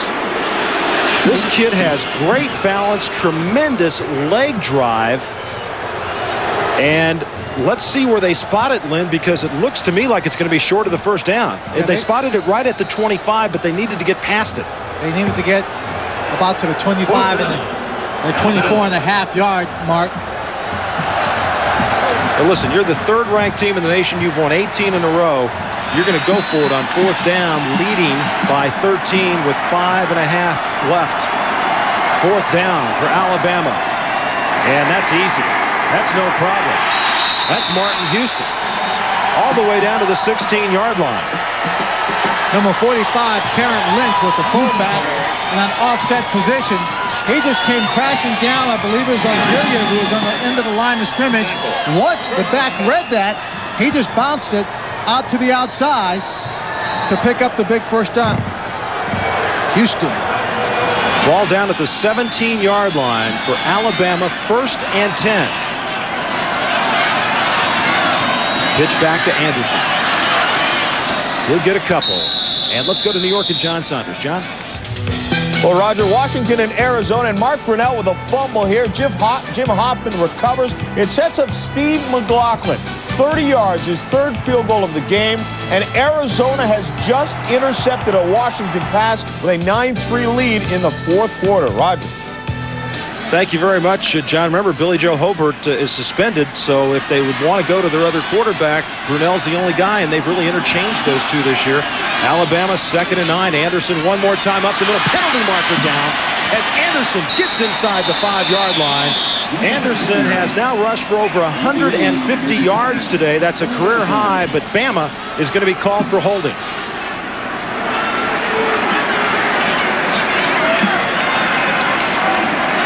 Well, when you run the ball this effectively and you can break through the line of scrimmage for 20 and 30-yard runs, and the big runs that Alabama's achieved this day. Holding, offense, 10-yard penalty, and the spot of the foul. Repeat the day. That does reduce, to some degree, how much you need that big passing game. Gene Stallings showing his displeasure. A terrific job he's done at Alabama. Lost his first 3 games, has won 26 of his last 29. When he came to Alabama, Alabama was trying to put the ball in the air quite a bit more.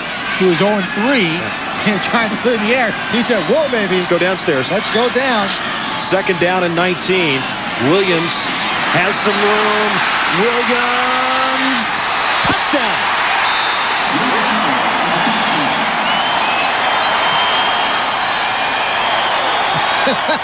24 yards on the touchdown run. Williams wants to dance so bad. There he goes. Now he's doing it. There he goes. He wanted to dance. Big Roosevelt Patterson, number 77, was like the 3rd guy that came down to embrace him.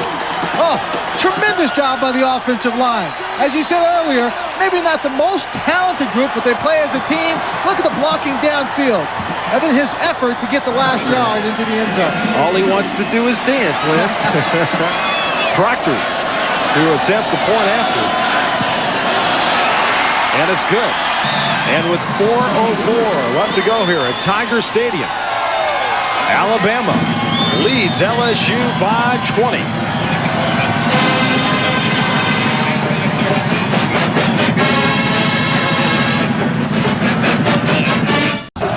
Proctor to kick it off for Alabama. Gary Pegues takes it at the goal line.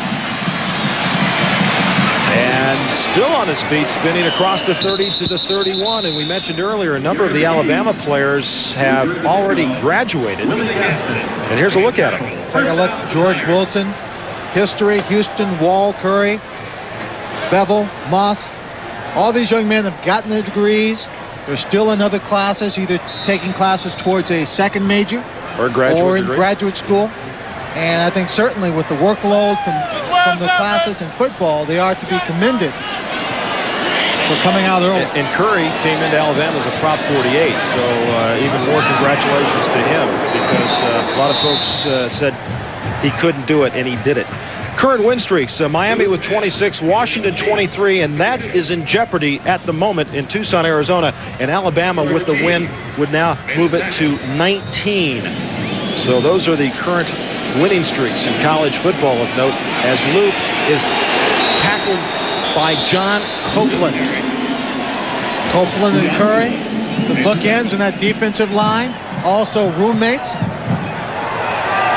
Tough players. Copeland says just doesn't worry about much when he gets out in the football. Just worries about making his plays. as the tight end, Harold Bishop, stretches up to the 39-yard line, and that'll bring up a 4th down as LSU is trying to hurry up now with less than 3 minutes to go. Alabama with a couple of timeouts left. LSU with all 3 of theirs left. LSU on 4th down has converted 9 of 11. And look at that, folks. Make it 10 of 12 on 4th down as the pass is completed over on the far side. We want to take a look now, Lynn, at your Alabama checklist. See how that worked out today. Well, don't give LSU hope. I think they failed. They gave them tremendous hope in this ball game. Play in LSU territory, I'm going to fail them on that. They didn't play there enough. Run with confidence, absolutely. Control the game, that's going to be a wash. Create turnovers, absolutely. 1st down and 10 for LSU. Loop has completed 6 of 7 for 45 yards on a afternoon where he has come in to replace Jamie Howard. Wesley Jacob makes the reception at the 49-yard line. So Jacob brought down by Antonio Lang, and we were talking about the winning streak of Alabama, their longest winning streak, who is back from 78 to 80 when they won 28 in a row, including the national championship in 79. As Luke, with some pressure, is able to get it away and nearly picked off by George Teague. He was looking for the hat trick on that one. Oh, yeah. Oh, he was being forced down on another play earlier. He was able to find that receiver, but not on that play. 2:17 left to go. Please report to campus, please. Clemson, big win over Carolina today. And Wake Forest, look at the Wake at 6-3 on the year, having a terrific season.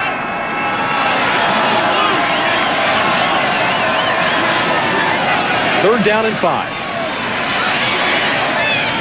Another good catch by Scott Ray. I'll tell you, he has been most impressive. And Lynn, you can appreciate as a former receiver the way he extends himself and the way he gets his hands away from his body to make that grab. He's doing this afternoon what so many receivers fail to do. Sacrifice and sell out to make the catch. He's going to get hit anyway. Make the catch. He just extends, gets his hands on the ball, brings it in. He's not catching with the body, catching all in his hands. 6 receptions, 64 yards for Ray as Luke on 1st and 10. Well, yeah, he finally decided to run with it. He got it down to the 31-yard line as the clock continues to run. Less than 2 minutes to go. LSU wants to take a timeout here, and as they have this record of 1-7, they're going to have consecutive losing seasons, 3 of them for the first time since 1956. We'll be right back. Out here, Mr. 9 Pacific, Illinois against 4th-ranked Michigan, and then regional action after that. You'll be seeing one of these games: Georgia, Auburn, Arizona, or USC, Syracuse, Boston College, Ohio State, Indiana, or Colorado and Kansas. That's next Saturday here on ABC Sports. And they just announced the Arizona-Washington score, and the Alabama fans here stood up and cheered, because what that means if Washington loses is that Miami will remain number 1. Alabama, currently ranked 3rd, should go to number 2, and they're thinking Sugar Bowl, and they're thinking national championship game. It's a strong possibility. LSU, 2nd down and 3. 1:50 left to go.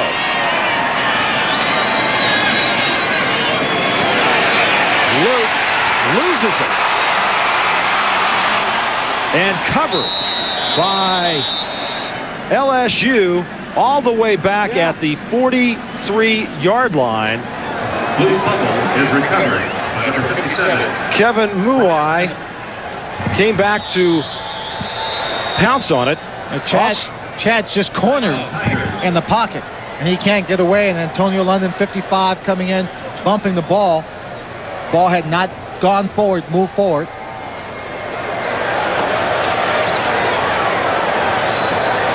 I want to remind you, coming up is the Thrifty Car Rental post-game report. So time permitting, that'll be coming along. We've got 1:25 left to go here. LSU has got a timeout left. They trail Alabama 31-11. Well, LSU got off to a good start today. Jamie Howard, their young freshman quarterback. Things looked very positive for him. They fell behind, started to come back in the second half, and then this young man suffered a bruised right shoulder. And then he sat down and tried to warm it up a little bit, but just couldn't make it happen. Now let's take a look at the standings in the two divisions of the Southeastern Conference. And Alabama will now clinch that Western Division. And Ole Miss behind at 5-3, Mississippi State at 4-2. Alabama plays at Starkville next Saturday. And, of course, finishes up with Auburn. Third down and 23.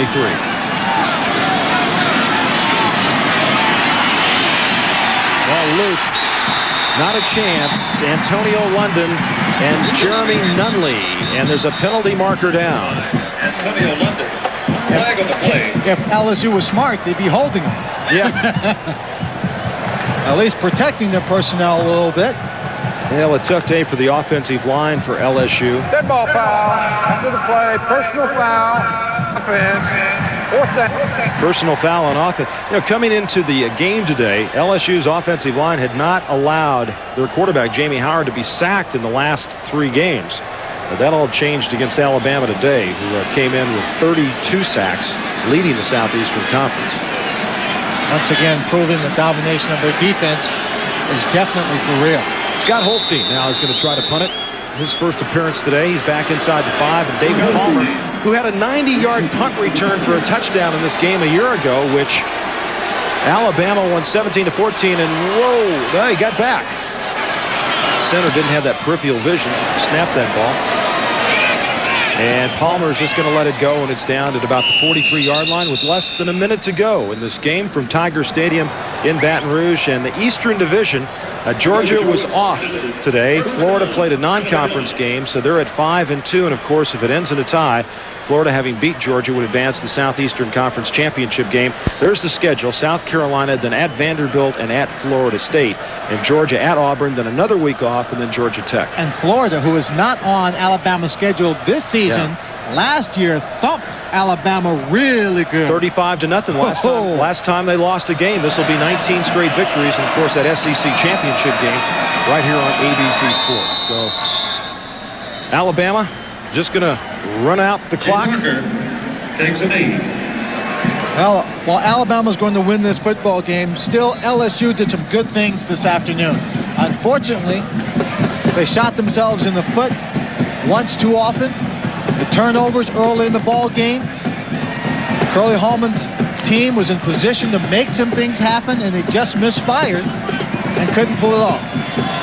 Second down and 11. That should do it. Our Chevrolet most valuable players of the game are Chris Anderson from the University of Alabama, career high 149 yards rushing today. And Bobby Williams from LSU with 6 tackles, 4 for loss. And Chevrolet will donate $1,000 to each school's general scholarship fund to reward outstanding students for their academic achievements and to assist those in financial need. So congratulations to those 2 players, and congratulations to Alabama as they pick up a 31-11 victory. And we'll be back with you on the Thrifty Car Rental postgame report right after this. Hey, number 1, baby. We're coming to get you, number 1. Hello, hello.